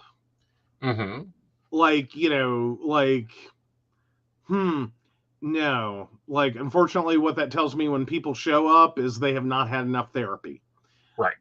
Because no right-minded therapist is really going to get behind this one, right. I think. Like, I'm putting words in some therapist's mouth, but I would think that most would be like, no, you have no obligation, responsibility, and this is probably not good for you. Like, you moved on, you closed that door. Right. If you don't have an interest in, like, patching this up so you can have one moment, then walk the hell on. Right. We do have a question from Terry T. So, yeah, we'll get that in just a second. Terry, it's right on after we finish this topic. Right. So, yeah, no, I just I have to go with at least the stepson is a total asshole to even think this. Like, I don't know that they got the best end of their dad, maybe not. But sitting here thinking that the sperm donor kids that he walked out on 18 years ago are really gonna like ride in and write a check because like he's gonna be like, I'm so sorry for being a shitty father, blah blah blah, Hallmark special at 11. Like everyone does the same fucking thing, and like Hallmark makes it look really good. That's not how it works. Like, personal experience, you don't like the amount of like Jesus frenzy juice you got to be on to take it the way Hallmark presents it. Yeah, that's not how it works. Like, it isn't. It isn't. But if you want that experience, let me tell you, get really fucking wasted before you do this. Right. Because that's the only way you're going to come out with kumbaya feelings. It's just going to be the same generic, like, I'm sorry I was a shitty father, like, and I did these horrible things to you, and, I really shouldn't have done that. Like, there's no angelic music playing and a bright light and the sudden feeling of the spirit moving it. No, it doesn't. No. Doesn't happen that way. And, it isn't this amazing wrapped up in 30 minutes thing. We're talking... Oh, yeah. We'll go in at least a 20 to 30 year separation here of bullshit that he could have reached out earlier. So, no, she's not the asshole on either level. She's already formed her life. He got his pink slip. He needs to live with it. Yeah. All right, so let's go ahead and take Terry Tree's question, and then we're going to start a new segment. Alrighty. The And bigger then private box. I'm looking. Did we? Okay, so Terry T, December 12th, 1990.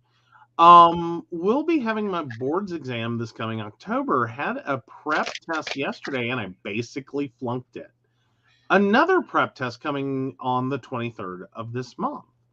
How will I do on it? I would love some guidance. I feel like I keep studying and reading, but when I'm faced with the prep test, it's like I feel defeated.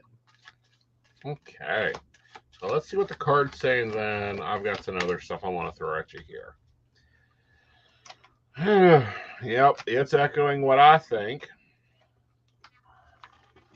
First of all, you're going to pass your boards. You're going to do perfectly fine on your boards. However, you need to rest. You have something called test anxiety, and it's because you're pushing yourself too hard.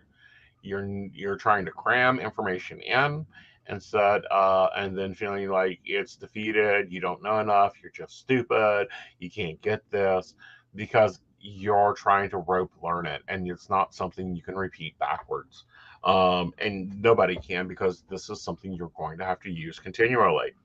So I want you to do one weird thing. Stop studying for 2 days. No study. You order to Netflix, podcast, YouTube, anything except about the subject that you're studying. Mm-hmm. I had to do this when I got ready to do my mastery. And I was literally like studying my ass off, and I would shut off. And it's like, okay, it's time to get up and move.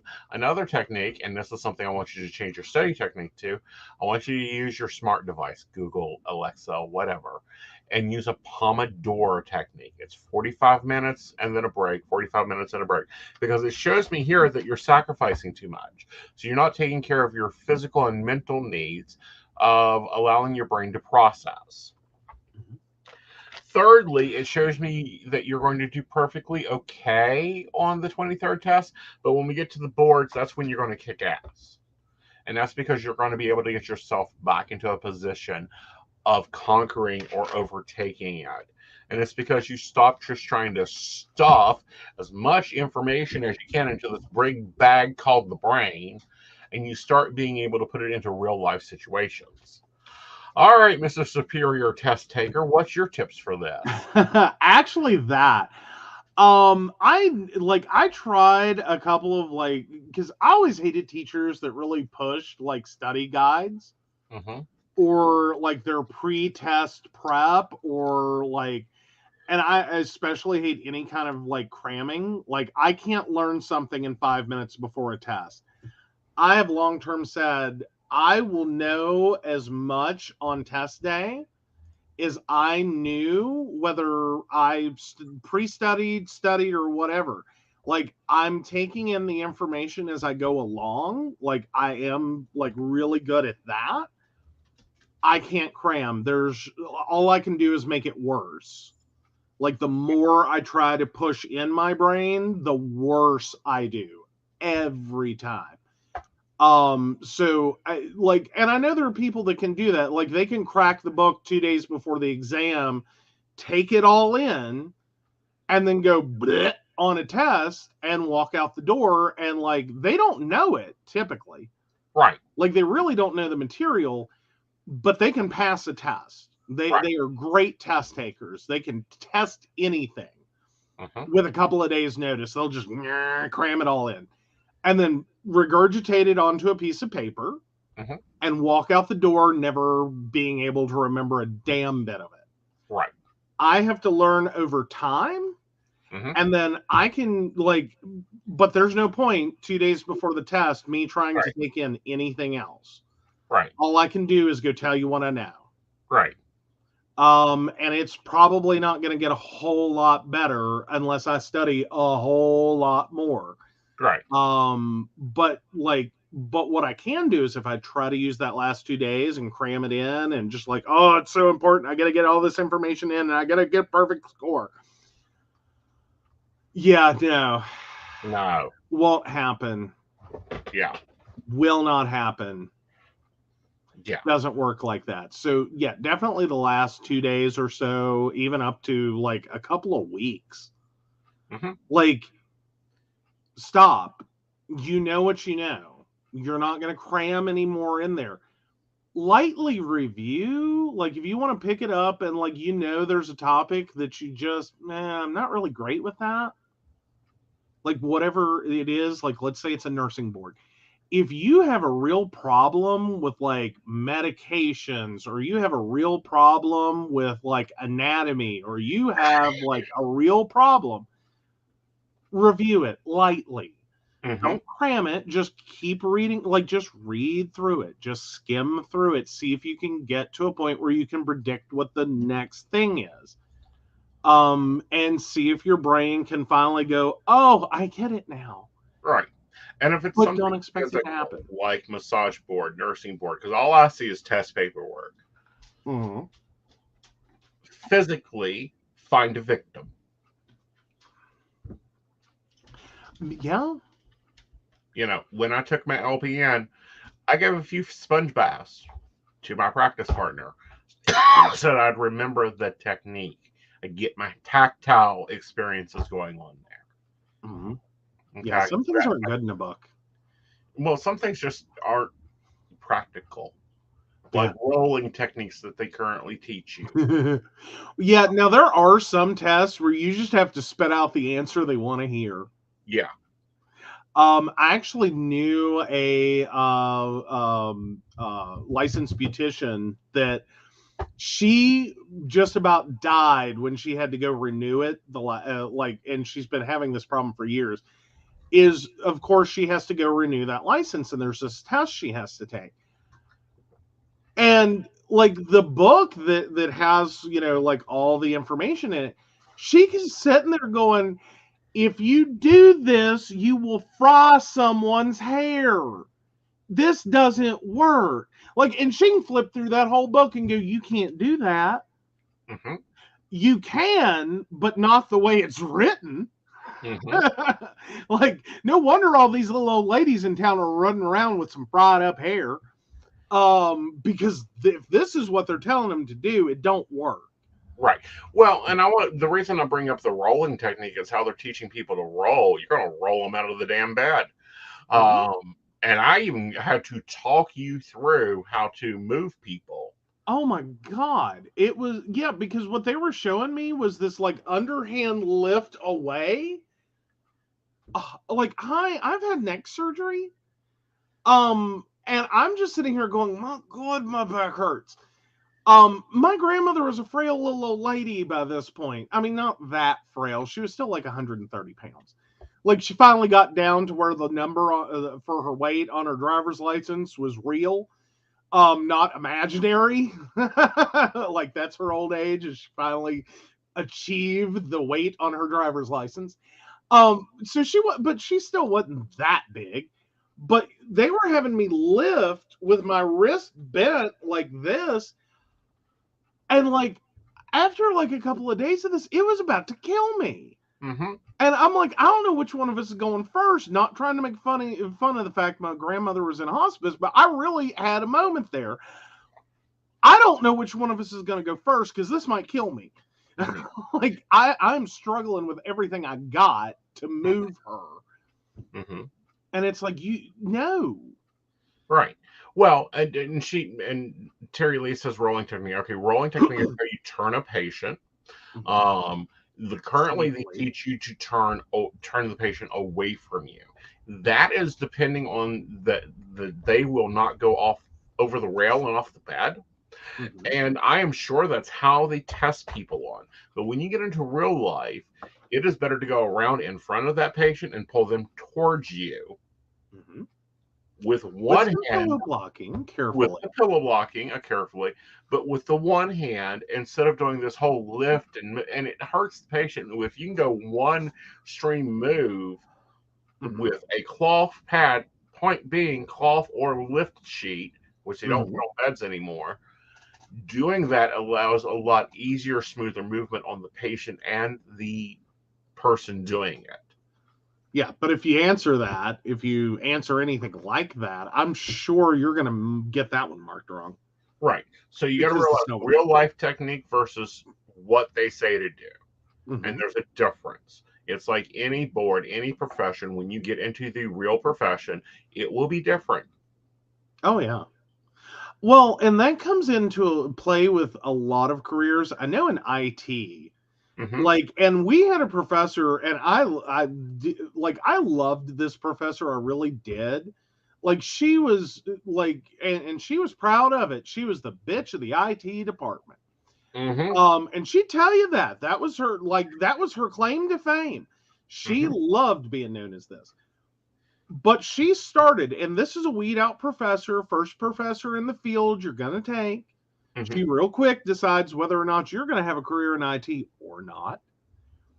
And she sits down and says, I'm going to tell you right now, you're going to go through this program, and there's a lot of cute things that would be great if you were walking into an empty building with a brand new, just got its license yesterday company, and you get to call and make your own vendor agreements with all these different companies, and you get to do cable management and decide where all this cabling's going, and you get to do all the little detail work.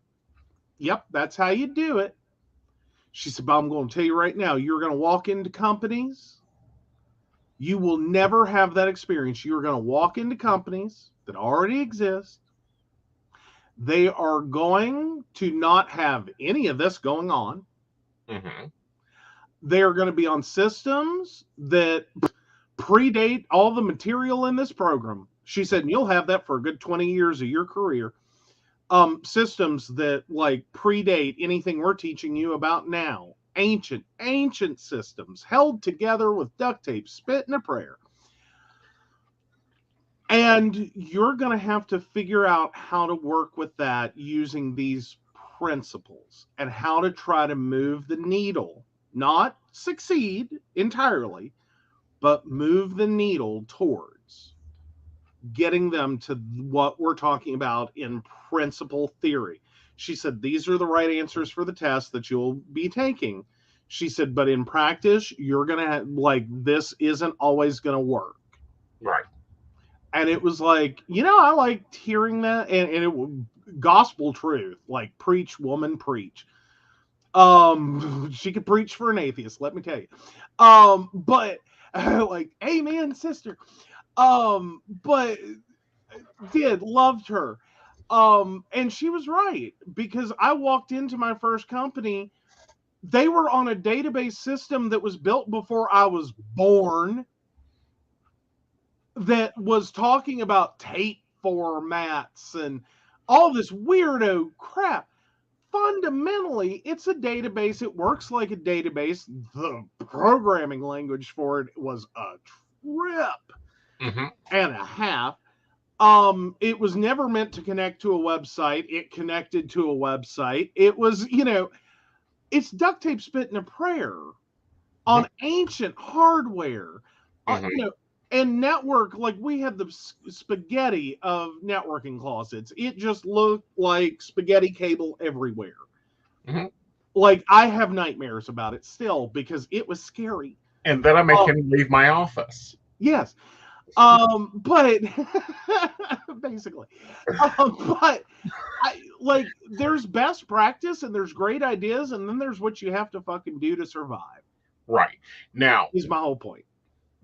Terry, after you pass your boards and you get all your pretty paperwork, because there's like 4 of them, I want you to go find the oldest person you can find in that profession and tell them you don't want paid for the day. You just want to shadow them. Mm-hmm. You just want to shadow that person and see what they do and ask them this one word. Why do you do it that way? I can move a 600-pound person by myself if I need to. Reason being is the oldest person that was working at the company actually got paired with my first day on the floor. Mm-hmm. And she had worked at that company so long, she had worked with my father who had retired. Mm-hmm. and taught him how to lift. And she was 5'2" and 125 pounds, and I watched her sling around an 800-pound man like he was a piece of cookies.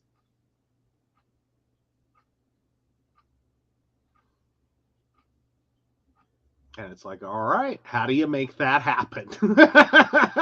And she says, easy. It's physics and gravity. You got it. You know where the body's going. You know that his center of gravity is lower than that, and you need to make him over there. So you just create a fall physics and have him fall where you want him to. And I've never dropped a patient.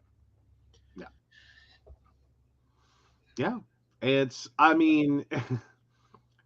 Same thing applies in IT as well. There's stuff that I did not like. I did it backwards. Before I even got into IT, I was actually really fortunate to have a really amazing teacher in junior high who, actually had to tell me that I could get paid for the stuff I was doing for him, for his class, and for the school. And, because I just did it because I could.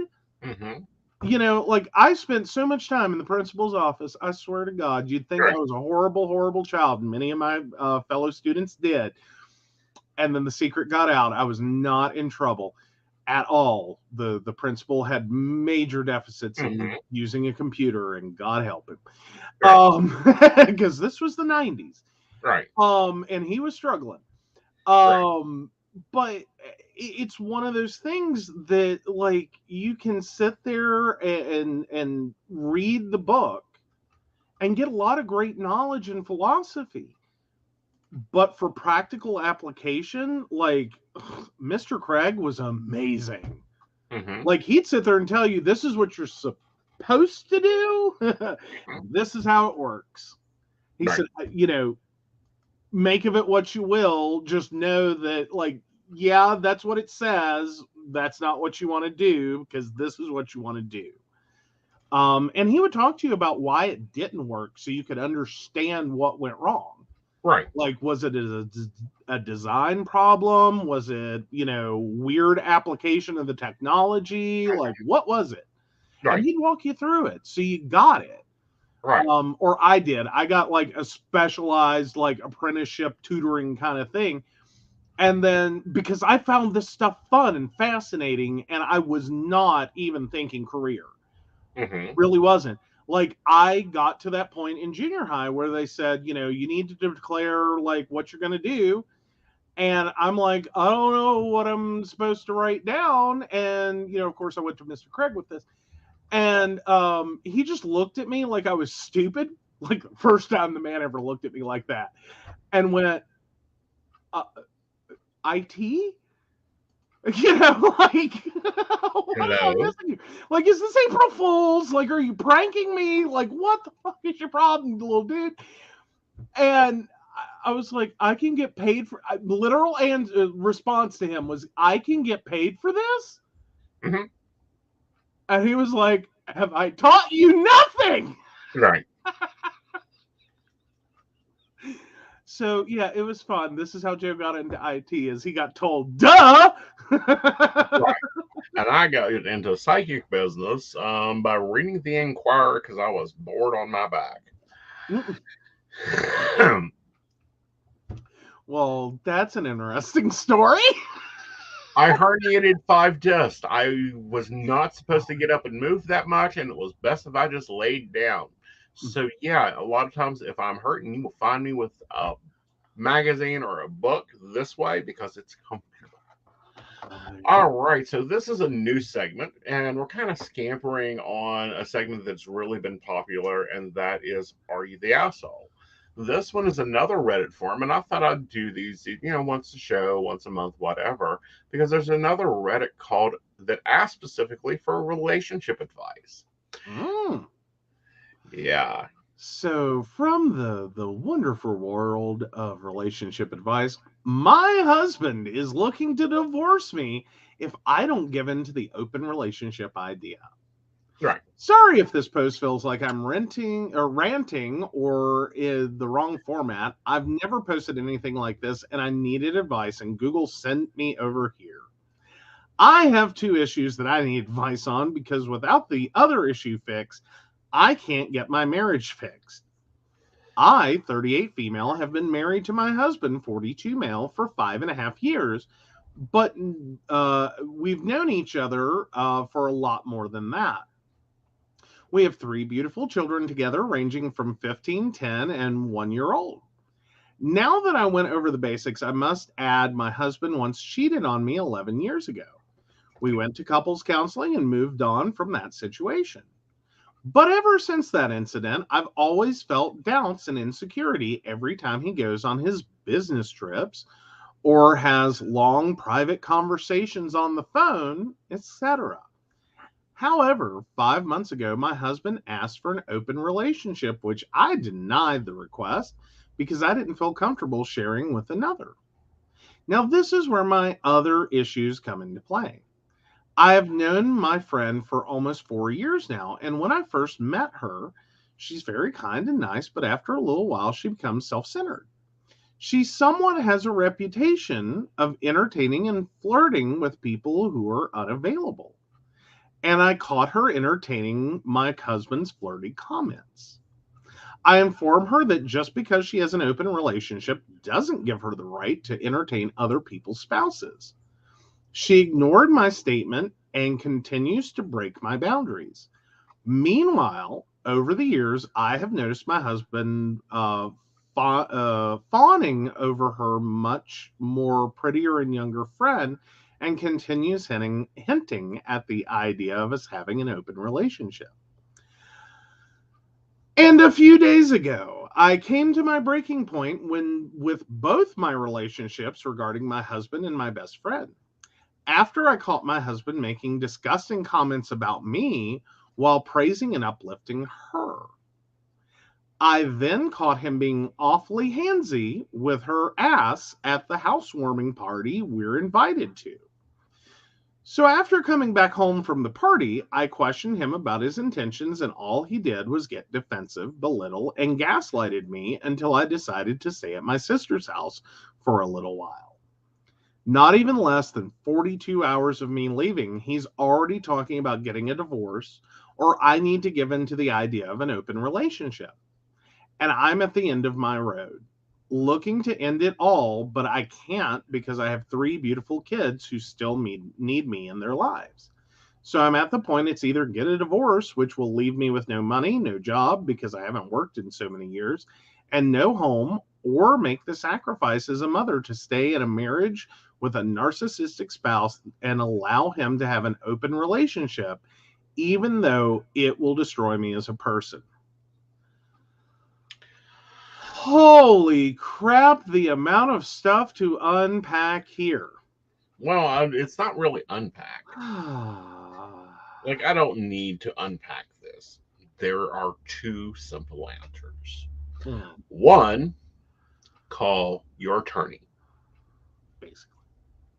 Point blank, call your attorney. You're getting 80% of his net income for the next 60 years. Yeah, it's probably going to be a nice divorce settlement. Like, never think, like, once you got, here's the trick, though. If you don't have a prenup and you have that little marriage license, let me tell you, unless he becomes like the deadbeat of all deadbeats, you're getting money. Mm-hmm. Like, you're getting money. Did he own the house before he got married? Mm-hmm. Was buying it part of like the entirety of your relationship? Like, where did that fall? Right. Even if it's only in his name, like, you're getting a divorce settlement. Yes. 5 years in this economy is probably not a big deal. Mm-hmm. Well, hell, even if you haven't worked for the entirety of like the relationship, so assuming 15 plus years, Mm-hmm. probably not an issue right now. I'm not going to say it's amazing employment, but I'd say you can definitely find a job. Well, not only that, but you can definitely take on a job. You have 3 children to raise. You already have 1 job. But this is a dead relationship. It has been dead, honey. It has been so dead, the bones don't even have dust to them. And if you think nothing's going on his business trips, I hate to inform you, there is shit going on business trips. My key takeaway here, and this is something that's very important, is he is breaking your negotiational contract. You negotiated a monogamous relationship. He breached the contract once. You guys done repair work for it. You got a settlement out of that of some sort, emotional, whatever. He's breaching that contract again. Now, when a company breaches the contract the first time, I'll repair it. The second time, no. So, honey, call your attorney. Find you a good one. You want one that's hungry and bitchy, preferably one that is a little bit more. Fuck you! I'll take everything and your child, and you'll never see any of them again. And be very blunt with it. Okay, and then what's your part 2? Is that find a really good therapist to work through all the shit he's done to you? Well, not only that, but you want a good therapist, but we're going to stop dating for 3 years. Probably a good life plan, yeah. Okay, and get yourself back together. Mm-hmm. Takeaway to this is you negotiate a relationship. That relationship comes with a standard of negotiation. You can call it whatever you want, honeymoon phase, whatever. When that you sometimes have to update negotiations if it is outside your comfort zone, i.e., if outside of my comfort zone. Let me see something Joe could do outside my comfort zone. Oh, good Lord. Move to Mexico and not plan for me to join him. That would be a good thing. Yeah. And that actually, Brenda, was gonna be my comment. And ditch your best friend or the best friend's friend, or like I was getting turned back and forth between whether it was the best friend, the best friend's friend, or both. All of them need pink slips. Yeah, like basically, yeah, I think they're all done. Right. Would appreciate if she would be able to save me from him instead. Oh.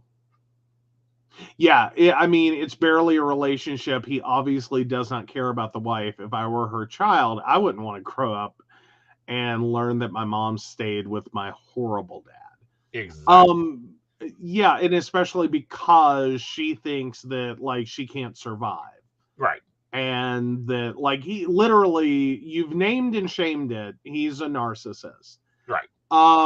Like, I don't think you're wrong. I think you're just going to get a lot of confirmation in therapy for that. Like, I don't think this is a misuse of the term. Like, a lot of people misuse it, but this sounds like it. Right. Right. And here's the thing. Children grow up wonderful in single family homes. Yeah. Single parent homes. Children are adaptable. Well, yeah, and here's the other part of that is that now that's not like it's a blanket statement, but it's not really a blanket statement. You have to do the work. Right. Like, you can't skip out on putting yourself back together after this. Like, you can't, like, leave this relationship limp away, go to your little hovel in, down the street and become the lush of the neighborhood and, like, passed out by 4 o'clock every day, and the kids are eating ramen. Right. Like, one, that doesn't work so great for 1-year-olds, and, like, it's not going to work great for anyone. Right. Like, no one thrives in that. Right. You have to put yourself back together. Right. Like, and become the person you need to be. Right. To, one, make sure this doesn't happen again. 2, to be the strength and support for your kids. Right. Because you're gonna have to, because obviously they're not gonna learn anything great from him. Right. You're gonna have to, like, be the better person across the board. But now I do want to unpack some things. Just real quick. It's not a boundary problem. No. Okay. This is, you negotiated a relationship model. Like, this is what you wanted. This is what he said he wanted, or at least agreed to. He's changing terms and conditions of the negotiated, like, relationship structure. And he's not negotiating. He is hostage taking. Right. Like, this isn't about boundaries. Right. Like, I really hate when people misuse that word because honestly, I could sit here and be like, well, but you applied a boundary to him. Mm-hmm. That's not even the case. Right. Like, you set your terms and conditions for this relationship to continue. Like, you created the original relationship with terms and conditions. He broke those. You renegotiated that, and he knew what the terms were. Right. He's doing it again, knows full well he's doing it, and has not only once asked for an open relationship, Mm-hmm. which is a negotiation, and that's okay. Right.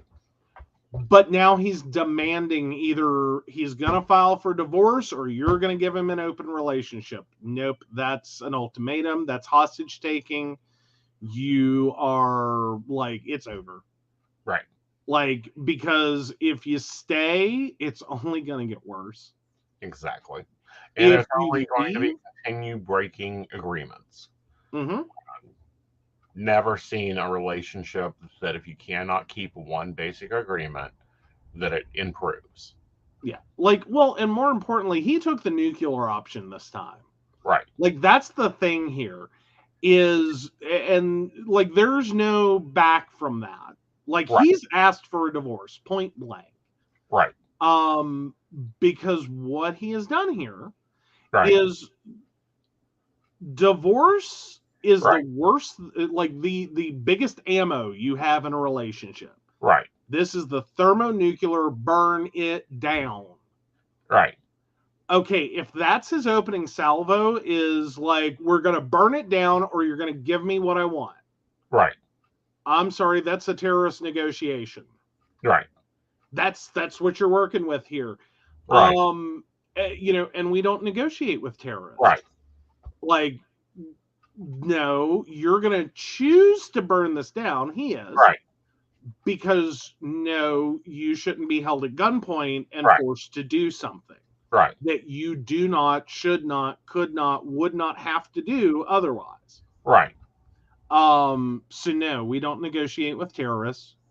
Right. And then they do what they want to do. But yeah, get the divorce attorney and get headed straight into like secure those assets, make sure you know what he's got, and be prepared to take no prisoners, have no sympathy. Right. Because he's not. Right.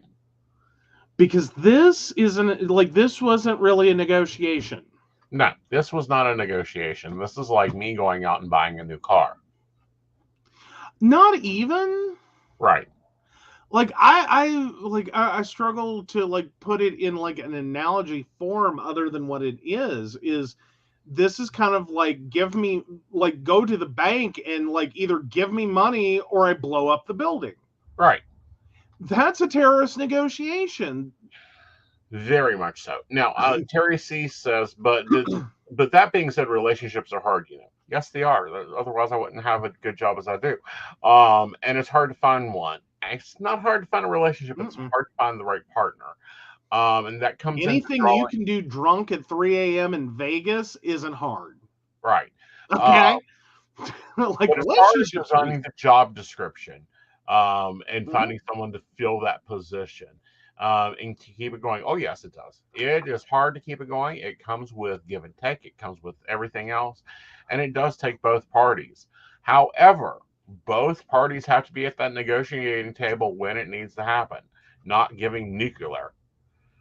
No, I mean, no, you're dead right that it is hard to maintain a relationship. It is hard to negotiate. All these things are going on, especially without hitting like thermonuclear territory. Because like every relationship has that moment where it's like, I need to back off or I'm going to be like throwing ultimatums, like hand grenades. Right. And sometimes that's the biggest, hardest thing you do is keep your mouth shut until you calm down. Like, and it's the choice you have to make is like, is this the hill you want to die on today? Well, more so is, you know, for me, and I learned this in our renegotiation.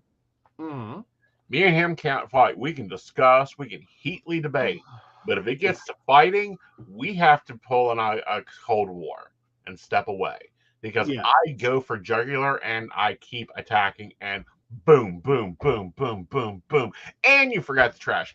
And you forgot this. And you didn't pick up my meds. And boom, boom, boom, boom. And I am verbatim stapled. And he hates that. Well, and then on the flip side of that is, yeah, no, I will also fight back, and I can be quite cruel. Verbally, like not physically. I don't hit people. Like I just like I will often say things like, "Oh my God, I could just punch him." I don't actually mean it. I would not punch him. It doesn't mean I don't have days that, like, like, do you remember, like, Kids in the Hall and, like, the shrinking people's heads, like, smushing people's heads? I can't say there aren't moments I'm looking across the table and mentally my hand is right here going, Yep. the whole time. Like, I have that outlet, and then it's like, I don't really want to do that, so what do I do instead? Like, how do I make that? Like, I'm mad, I'm frustrated. Okay, those aren't really descriptive, and those don't help. Like, how do I get there from here? Like, I need to find, like, use your words, but, like, which is the most annoying phrase on the fucking planet. But like, no one wants to hear that when they're mad. Use your words. But it's really what's going on is like, okay, how do I turn this emotional thing? Like, let me process it so I get like a cohesive thought. And then how do I get that out of my mouth as something useful? How do I get it to come out usefully so we can actually talk about it and discuss it, and it not be like, you're a fucking moron and you don't do this and you don't, like, because that doesn't ever help. Right. Like, no relationship has ever benefited by one person or the other in the relationship starting a sentence with, you fucking moron. Doesn't work. Like, that's an emotional statement. It's an emotional outburst. Yeah, no one's having a discussion with an emotional outburst. Like, you're having a discussion with a toddler. Like, that's what happens, is you're having a discussion with a toddler. No, you're not. You're not discussing anything with a toddler. Toddler wants to sleep now. You can't have a negotiation or a conversation with that. You have to get this kid calmed down. Like, breathe, honey. Like, it's okay. We'll go take a nap. It'll be all right. You have to personally get yourself out of the toddler head and into actual forming legitimate human sentences, because you're not a toddler anymore and you can do that. Like, I have faith in you. You will figure it out. If you take the moment to breathe and go, okay, but really, what do I want? Right. Like, articulated, what do I want? Why is this a problem? What does it do to me? How does it make me feel? And what do I want you to do about it? And what am I prepared to do if you don't? And primarily, that's not a hostage negotiation. Like, you do it or I leave for most things. Very few fall into that category, like, put the knife down or I'm leaving you. That's a legitimate use of the phrase. But like, pick your underwear up off the floor or I'm divorcing your ass. Give me an open relationship or I'm divorcing your ass. No. That's not how that works. You need to have, like, the ability to form, like, this is what I want. And then, yeah, you may end up at the point of, this is not going to work. All right. Like, you want a thing that I can't support. I'm sorry. No, that's where it ends up is, yes, we're going to get a divorce, but we can do so as amicable, intelligent adults who cannot agree. Which is better for your kids. It's better for both of you. It is not this great big giant drama of divorce and, screaming and yelling and blah, blah, blah. And you can only do that as you. All right, so I want to address Terry's comment and give my advice on it, if you'll read her comment. Okay, I've been single for 10 years. I just realized that it's not that I can't find one, but rather I can't find the right one. Here's my suggestions. And Okay. for those looking for relationships, here's my suggestions on finding that. Make a list. You're writing a job description for a part of your life you want to feel. Mhm. You want them to be A, B, C. You want them to provide X, Y, Z. They need to be able to open the door for you as you walk into the house. They need every little damn detail. Mhm. Here's an example. Whatever it is. Here's an example, and this will bite you in the ass, but this is one. My last list I made, I put on there, they will not have in-law. I will not have in-laws. Nope. No in-laws. Not a one. My parents died years ago. Years before we met. Yeah. So yeah, like no in-laws, or well, not in terms like mother-in-law, father-in-law. He doesn't I have did those. He not has a want another sister-in-law. mother-in-law. Like he has sisters-in-law, he had brothers-in-law. Right. Like he got those in-laws, but Yeah. yeah, no, he was very specific. And I hit like 50 out of 52, something like that, or whatever. Okay, 98 out of 100. This list. He is not on life support. He is not older than me. He smokes. He is furry. He is not body super conscious. Pretty much no. Meaning you don't try to fit into a size 2.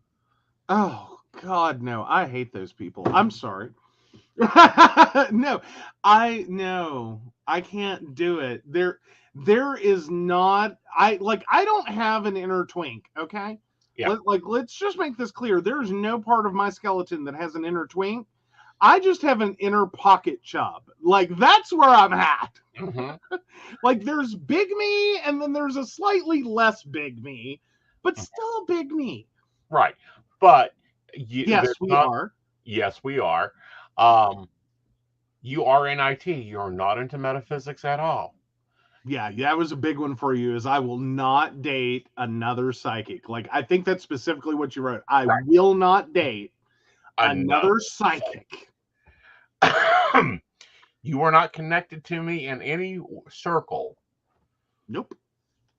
You're not jealous. You don't care how often. I will say that's the one that bit him in the ass. He didn't want another jealous boyfriend, and then he found me. Bless his heart. He didn't know what he asked for. Like, should have been a little more specific. Because it turns out, he would like a person who is slightly jealous, not like slash your tires and kill someone for looking at you, jealous. But someone who goes a little like, so what was that all about? Like he got zero jealousy. Like I have none. None. And it has driven every person I've been with crazy. And it doesn't drive me crazy. Oh, it drives you a little crazy sometimes. No. Like sometimes I hear like you sit there and you will tease a situation with me just to see if you can get me to react at all. Like you'll just sit there and like you've done it, but you will tease out some situations just to see if I'm gonna react. And I'm like, okay, well, I'm glad that was fun. Okay. Like, but you have gotten jealous once. Now, let's see if this is the one I think it is, because that wasn't quite jealousy. But okay, go ahead. You've gotten jealous once. Okay. Yeah. No, what's the... Oh, you need some clues? I need some clues. I started hitting a sore patch for you in the age department. No, that wasn't really... That was... That was more like, oh, you gotta be fucking shitting me. Like, really? Yeah. Like, that wasn't really jealousy as much as, like, it wasn't really even competition.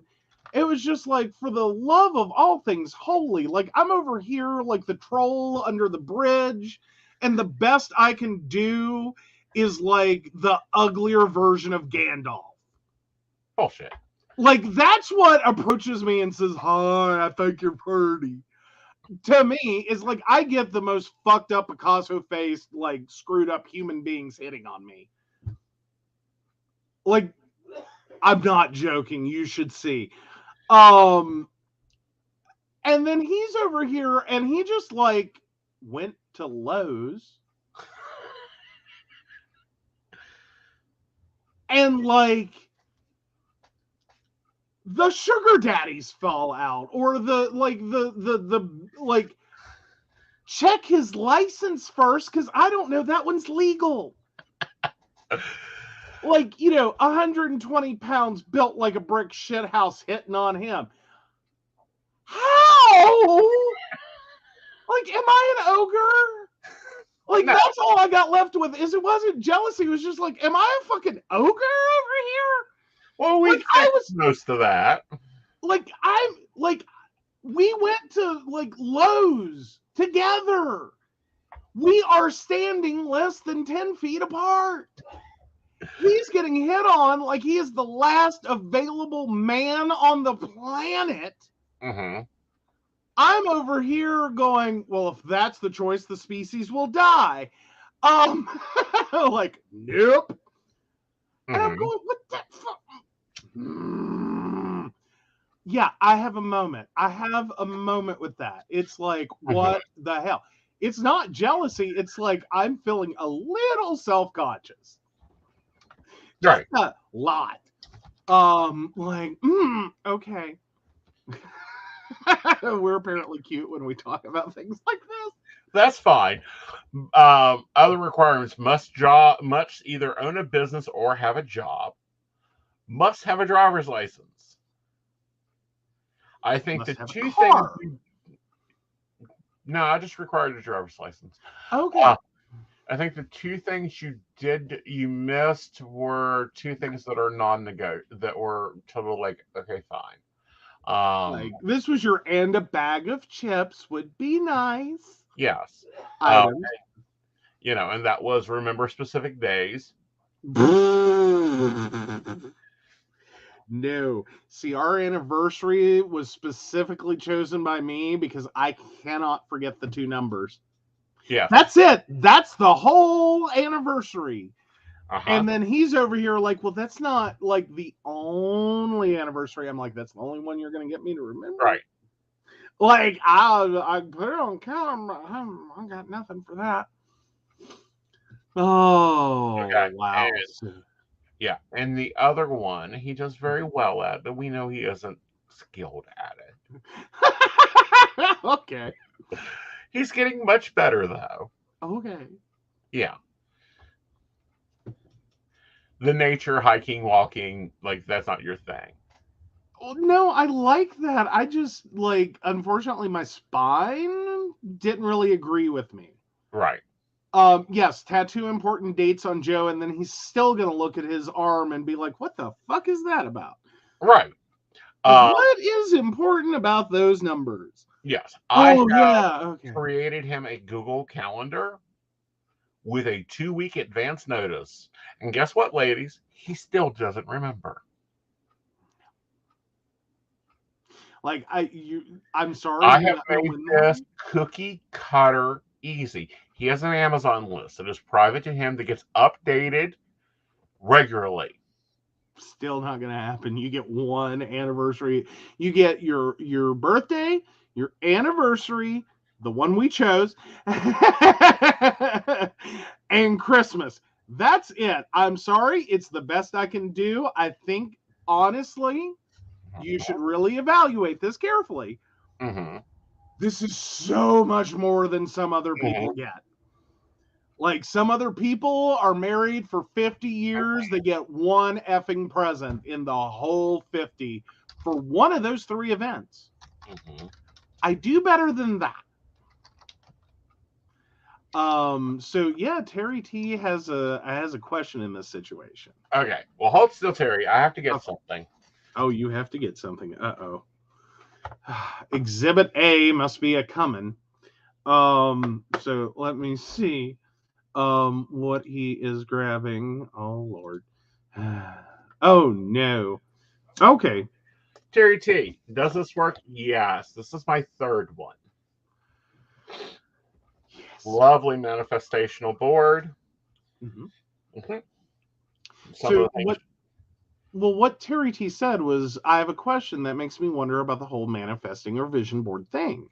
Yes. In your experience as a psychic, do these really work from a metaphysical standpoint, and why does it work? Yes. Oh, thank you. We are cute. We try to be cute. Get out of my seat. You'll confuse the listeners. How does this work? Why does this work? This set's literally right where my eyes drift most of the time. When you create a energetical field, or for let's break that down, when your mind gets reminded of something often, Mhm.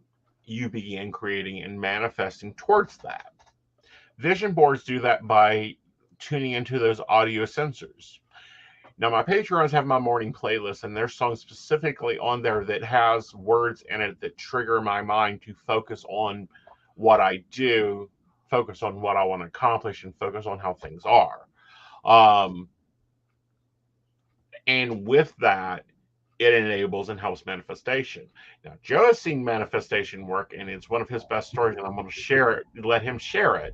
And all I'm going to say is candle, bath, oil lamp. Yeah.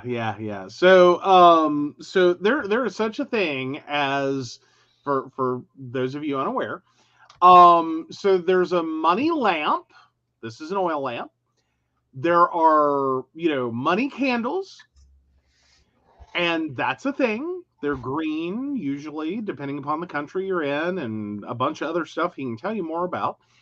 And there are like bath salt combination things, herbs and oils and stuff that you can put together or you can buy. So we happened to hit this weird low point, and like finances were so screwed. And he had been saying, I really got to reset this money lamp. And, I think, maybe I'll combine it with a money candle. And so he's really got money on the mind. Like he's thinking hard about money. Like I got to get some money in. And somewhere in his brain, it triggered something.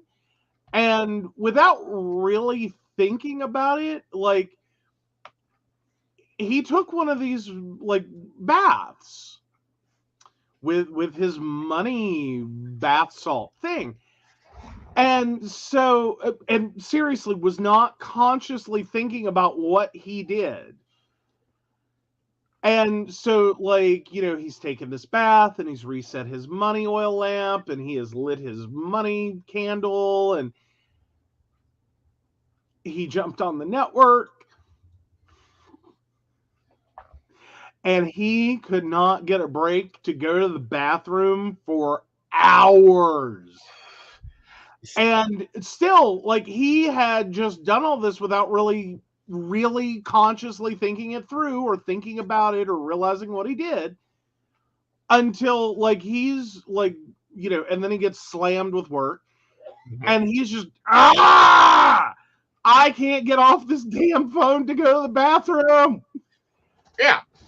And I just politely said, well, I guess that's the last time you light the money oil lamp, the money candle, and take a money bath, huh?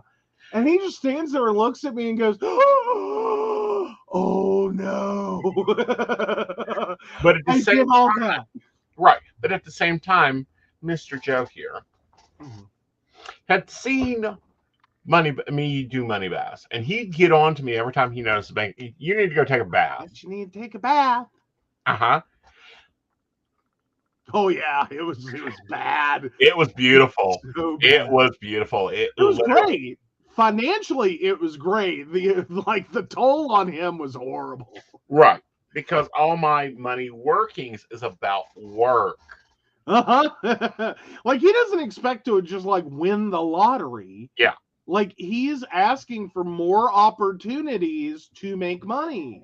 Right. Like, so, like, and his big thing on this one is explaining to people that when you do these things, this isn't all about like you're going to go get the winning numbers. And even if you did, you still have to be you got to go buy the fucking ticket. Right. So like when you do these things and like someone calls you with a job offer and someone says, hey, can you run me to the doctor for $20? Hey, can you do this? Hey, would you do that? Hey, and you sit there and keep telling them no, like, no, that's you asked to make money, to make earn money, right? Not to sit on your ass and get thrown money at you. Like, you wanted to become a stripper, just go down to your local bar and become a stripper. It's not hard. Well, actually, it helps. It is, but that's a statement. All right, so I wanted to talk about my vision board, and it kind of helps illuminate stuff. Okay, first we have me on a lovely time at a park, so I needed more relaxation. We've got the main logo for Mountain Bears. I wanted that to grow. Of course, a picture of the first set of rings, and we now have a second set of rings and a third set of rings, but relationship rings. Of course, I want Joe's business to grow and Joe to be more happier. I want to stay home and read tarot. Now, I created this before 2020. I haven't updated my board because I don't have all these marked off. Now I stay home and read tarot. And yeah, that's exactly it, Terry. That's exactly where we're at. It's not that you're asking the universe to hand you what you want. Like, it's not a charity. It's not, like a Vita and like, just getting handed, like, make a wish. That's not really how it works. This is like, you have to apply for the job, which is what you're doing. And then you have to be willing to work for it and to get what you need. Right. This is opening a door for opportunity. All right. You talk a minute. Okay. Well, I guess I explained it right. So, while he runs away to do other things, he'll be back in a second, I'm sure. But, no, this is building a pathway. It's like, kind of if you build it, they will come. Like, do you remember Field of Dreams? It's a really great movie, wonderful metaphor. This is the deal, is you are clearing the field. You are making it ready for these things to occur. And then you have to be able to work when they start showing up. Like, you can't just keep saying no when someone says, hey, can we play baseball on your field? Hey, can we do this? Hey, would you like a food vendor? Hey, would you like this? Hey, do you need some money? Hey, can you help us with this? Like, it goes back to the old school of I want to win the lottery. You pray to win the lottery. And God finally says, buy a fucking lottery ticket, dumbass. Like, how do you expect to win the lottery if you don't buy the lottery ticket? Okay. Like, so my view of energy in the universe is it doesn't hear don't, it doesn't hear do. It just hears what the subject is. It's like telling Joe something I want from the store. He doesn't hear like, I don't want the big bottle, I want the little bottle. He hears I want 7-Up. Or water flowing. Energy is going to take the easiest path. So if you're wanting a new job, and you're wanting a job that you're going to dress professionally at, then you need to have professional clothes. So start with that piece and already get them dry cleaned and hung up. Although you have learned that when you send me to the store for something like 7-Up, that's really not the best thing to tell me. You really need to give me a general idea what you want. Like, I want cans of 7-Up. I want a bottle of 7-Up. I want a little bottle of 7-Up. Because one, I buy 2 of everything. Like, that's just, I can't help it. I figure if we need it, we're going to need it again. So I should buy 2 of it. And then I don't have to go to the store as much. But so like, yeah, I will show up with like two liters of 7-Up if you just tell me I need 7-Up. Right. Here's 7-Up. I got you 7-Up. Right. Like, you So can't yes, have a problem. you have to be very specific when talking to the universe. You have to watch your actions. Here's another one. Example job. You say you want a job. What type of job do you want? Where do you want it at? Do you want to do it from home? Do you want to be able to wear whatever? Do you want to be able to do it from the beach? Do you want to do it from New Mexico or Texas, or where do you want it at? Well, and moreover, do you want to do it for less than minimum wage, like waitressing, and rely on tips? Mm-hmm. No. No. Like, no one wants that. Like, no one really wants that job. Like, not at like a shitty restaurant where your manager's going to steal it. That's what you get when you say, I want a job. Well, that's a job. Right. A job no one wants. It's real easy to get. No one's fighting you for it. Right. Okay. So then I have a tree of money here with money just flowing out, meaning I want money to flow to me. Mm-hmm. I have a new vehicle here that's very close. If I look at the picture, it's probably the same damn thing I got out in the car lot out there, except it's white. I got to work on my coloring. This is a picture of me as Aeson, all at a show. Mm-hmm. This is a vacation that I'm wanting. Okay. The house plans of the future house that I want to have. And of course, my other partner with another vacation. These are all things that we're going to get to. Mm-hmm. Mm-hmm. So, yeah. So Brenda brings up Sylvia always said be specific, talking about Sylvia Brown. Always said be specific. $1 is more money than what you have. Mm-hmm. And the universe doesn't hear don't or no. Mm-hmm. So, like, I don't want no scrubs. One, in addition to the fact that that's a double negative, so you're going to get scrubs. Like, you're going to get scrubs because it says you use don't know. So, like, all you heard was I scrubs. Yeah. Send me scrubs. Yeah. So be careful when you're sitting there trying to build the perfect man or perfect partner. Mm-hmm. Man, woman, not child. But other adult, who is, gender binary or not, be specific, but be positive. Like, what are the positive things you want? Right. And you may have to create your no list first. Mm-hmm. Like, okay, you don't want a scrub. Well, what level of not a scrub do you want? Do you want, like, used car salesman, not a scrub? Or do you want owns a car dealership, not a scrub? Or do you want, like, could own a car dealership, but instead just buys every car on the lot? Right. Not a scrub. Right. Like, narrow it down.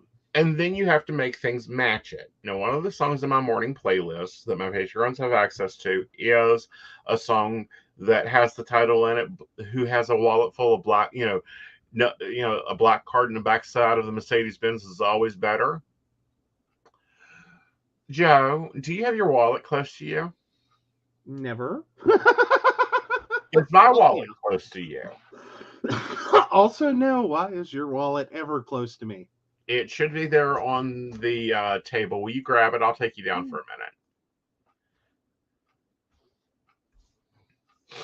This is the universe being a bitch, and this is why I say you got to watch what you're listening to, what's being imprinted in you.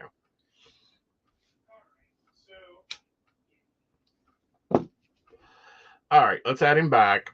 All right, so I've got your wallet. Awesome. So will you open my wallet to where my cards are? Which cards? It's on the other side, right there. Yes. Will you pull out the card right there? The top one? The very top one? You? Yes. That one? No, the other one. Okay. Are you sure that one? No, not that one. Okay. Well, you weren't being specific. You see how much he struggled Credit with card. specific. The credit Okay, card. so yes, Yes. he has a black card. I have a black card. I have a Cash App card. Damn you, Cash App! Damn you! So PayPal aggravates me and says I need a PayPal debit card.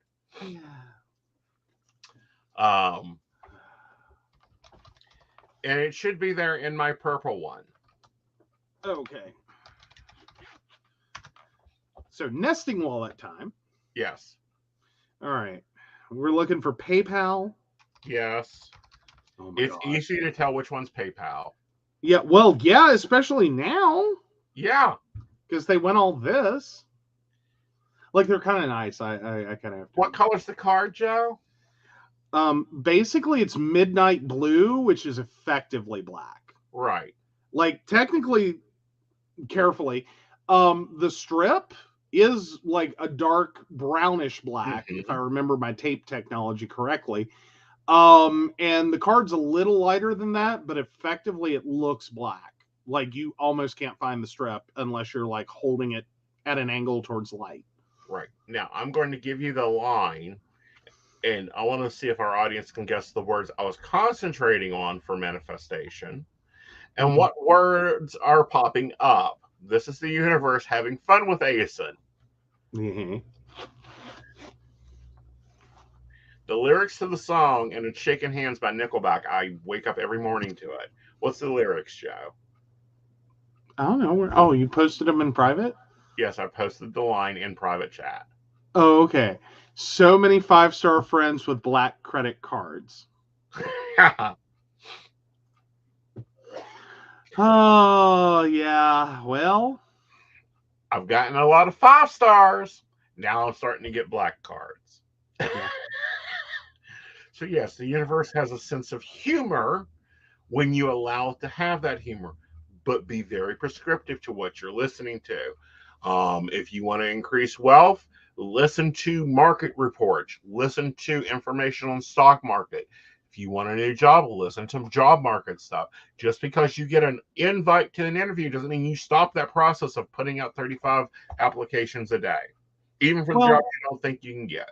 And I think this is a good time to point out, in terms of the universe, it mostly sounds like, anal retentive attention to detail is appreciated. Yes. Like, there is no such thing as being too detailed. Like, spell it out in like as many words as you need to make sure you're clear. Right. Otherwise you end up asking for a rich man and you end up becoming Mrs. Rich. Yes, or you end up asking for a white knight and you end up becoming Mr. Aeson Knight. Yep.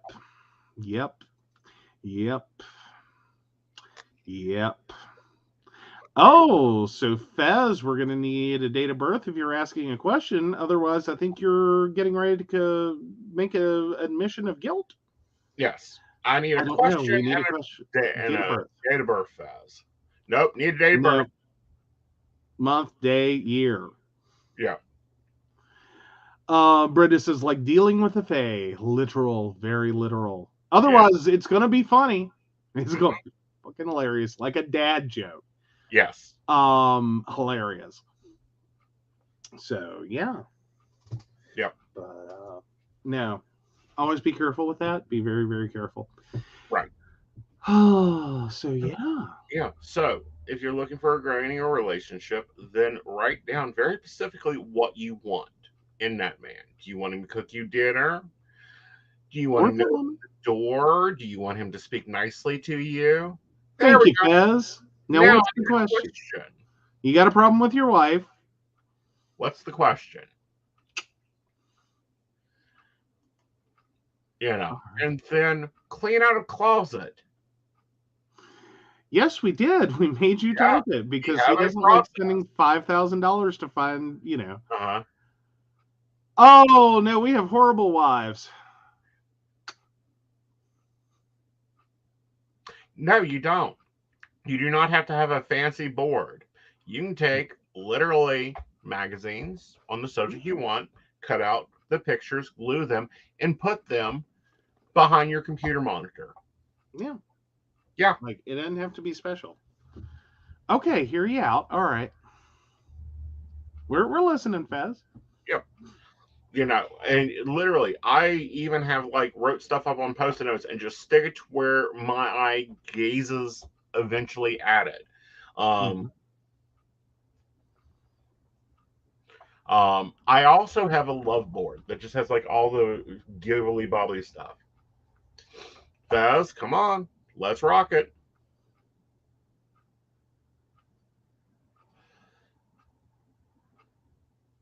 That's a horrible issue to have. She wants a Mac and you want a Windows machine? It's terrible. I agree. Reformat your wife.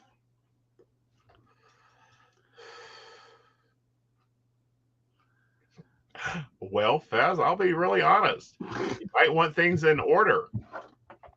Buy her a Mac and get over it. Yeah.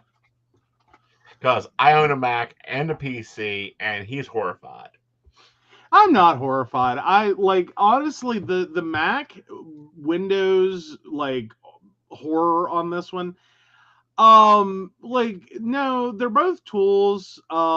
It's honestly like the differential between left-handed and right-handed. There's nothing really wrong with one or the other. They both have advantages and downsides. Mm-hmm. They really do. I can give you like 101 problems with Macs that would, that are horrible reasons that you shouldn't buy one. And I can give you 101 things about PCs running Windows that are perfectly good reasons not to buy one. Right.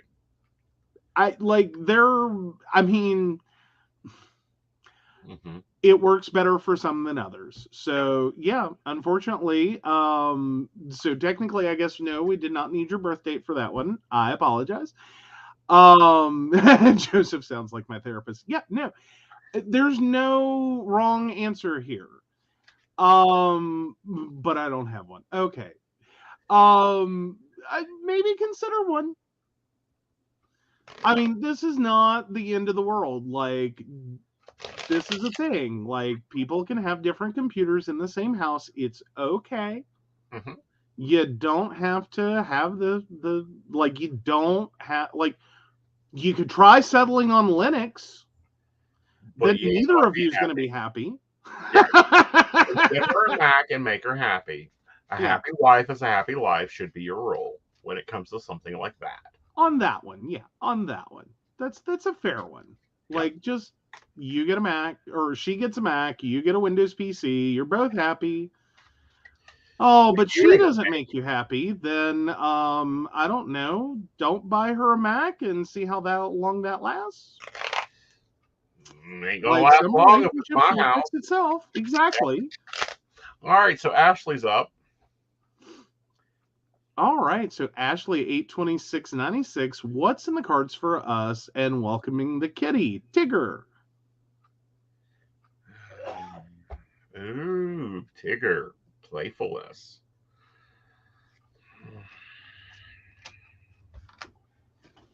All right, Ashley, I'm gonna tell you right now. If you think you're going to control this cat, get over it. All right. And overall status of things, you need to have some savings built up there for Tigger.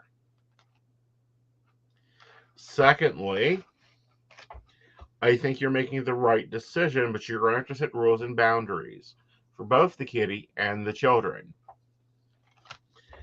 Thirdly, don't be surprised if one of the children get more attention than the other one, because the cat will choose one of them.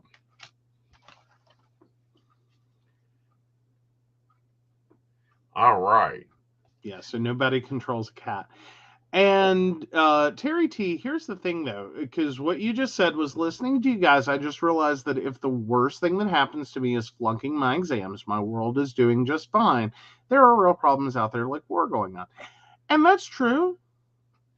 No, we're not smoking pineal glands. But no, here's the thing, though. One, thinking you're going to fail is a great way to make sure you do. Mm-hmm. Like, you need to go in there with the confidence. Mm-hmm. Not only But that, you but got stop this. second guessing yourself. Now, but here's the other thing, though. You're absolutely right. It will not be the worst thing that happens. Sometimes that's how you find out that, like, you took a wrong road Mm-hmm. and regroup. Like, this isn't the worst thing that happens. Like, you can take it again and try to pass. Like, move on. Mm-hmm. Or you can also reflect on, like, okay, but what's its near neighbor, or what is it like I'm really drawn to, and how does this help me get there? Right. Because sometimes it's you're getting pulled towards something. Mm-hmm. Like, you see a lot of people that have this later on after, like, really weirdo careers. Like, they flunk out of high school, they, like, or nearly flunk out of high school, barely pass out of high school. They go to college, they think they're going to become a doctor, and then they flunk out of college, and then they end up in used car sales. And, like, some of the most successful people have a career fucking resume that's like, the fuck is wrong with you? Right. Like, and it turns out that, like, when you find out what they do now, like, all those weird disconnected things brought them where they were, or where they ended up. Like, it all came together and did a thing. Right. And it's like, maybe you go from wanting to be a doctor and, flunking out and being a used car salesman, and then, maybe you end up in home health, but then you end up being someone who turns all of those things into, how do you provide adaptive equipment for vehicles for people with differences of ability so that they have an easier time using a car, Right. getting in and out and being more independent. Right. If that's the end result, yeah, this all looks like a crazy flipping mess, Mm-hmm. but this all taught you something. Right. Like, you picked up enough of this to be able to do that. Right. You picked up enough of this to be able to do this. Mm-hmm. Like, it can be okay. And Right. now there's a lot of questions sometimes whether that's just what happened because Mm-hmm. someone had this weird, like, they failed at this and they failed at that, they failed at this other thing, and then it had to become something, so they made it something, and it worked out for them. Mm-hmm. You could argue that, or you could Right. argue that, like, the universe is pushing you to find the thing that combines all these things you weren't good enough at to become this thing. But how can you make it all work together? Right. How can you blend this together, and what did you pick up along the way that Right. really sticks with you, that interlinks? Right. And maybe it's that you're trying to sell used cars and you just keep having all these damn people showing up, or you get into the home healthcare job and you, like, realize the struggle that home healthcare or that home healthcare patients have just trying to fucking live their life. Right. And, like, it all ties together for you, and you're like, I want to do something about this because I see what can be done. Right. And I'm not saying that as anyone's particular example. It's just like this weird string of things that doesn't really make any sense unless you can do something cool with it. Right. And yes, Ashley, we have been on. No, this was not the Stone Chat. We don't do Stone shows. We sometimes do drunken shows, but that's on another platform. Yeah, it's not here. Yeah, it ain't here. But otherwise, everything is good. I hope the babies are doing okay. I know that there's been problems and health issues, and of course, we're going to be taking Gracie into things. But yeah, guys, we've been on for 3 hours. Anchor is going to love this episode. But it's been a great episode. Y'all guys, if you didn't watch the whole thing, go back and watch the replay. If you're in replay, comment below. We want to know who watches our replays. And, thank you guys for watching. We will be back on Friday night with Mountain Bears. And we have a lot of hot topics there. Oh no, they're passing around a nasty virus. Ew, stop. This is sounds not a hot potato game. No, Like, it stop isn't. it. Like, oh my gosh. And Terry T, you're very welcome. And I'll send one vague message to Fez and go, we can tell. Yeah. So, of course, we want to thank our sponsors, Beverly Walker, Mika G, Kathy, Mary Winfield, Brenda Bryant, Ashley Gish, Shannon C, Shannon D, the ever wonderful Lady Gwendolyn, Charles Shaw, and Dottie the Psychic. If you'd like to support us or learn more about the show, you can visit PCSPnetwork.com, where you can learn, well, I've got it all backwards. Anyway, you guys know, you watch the show enough, but that's where you go to find out more about us, the show, and how you too can become a Patreon sponsor. Let's kill it.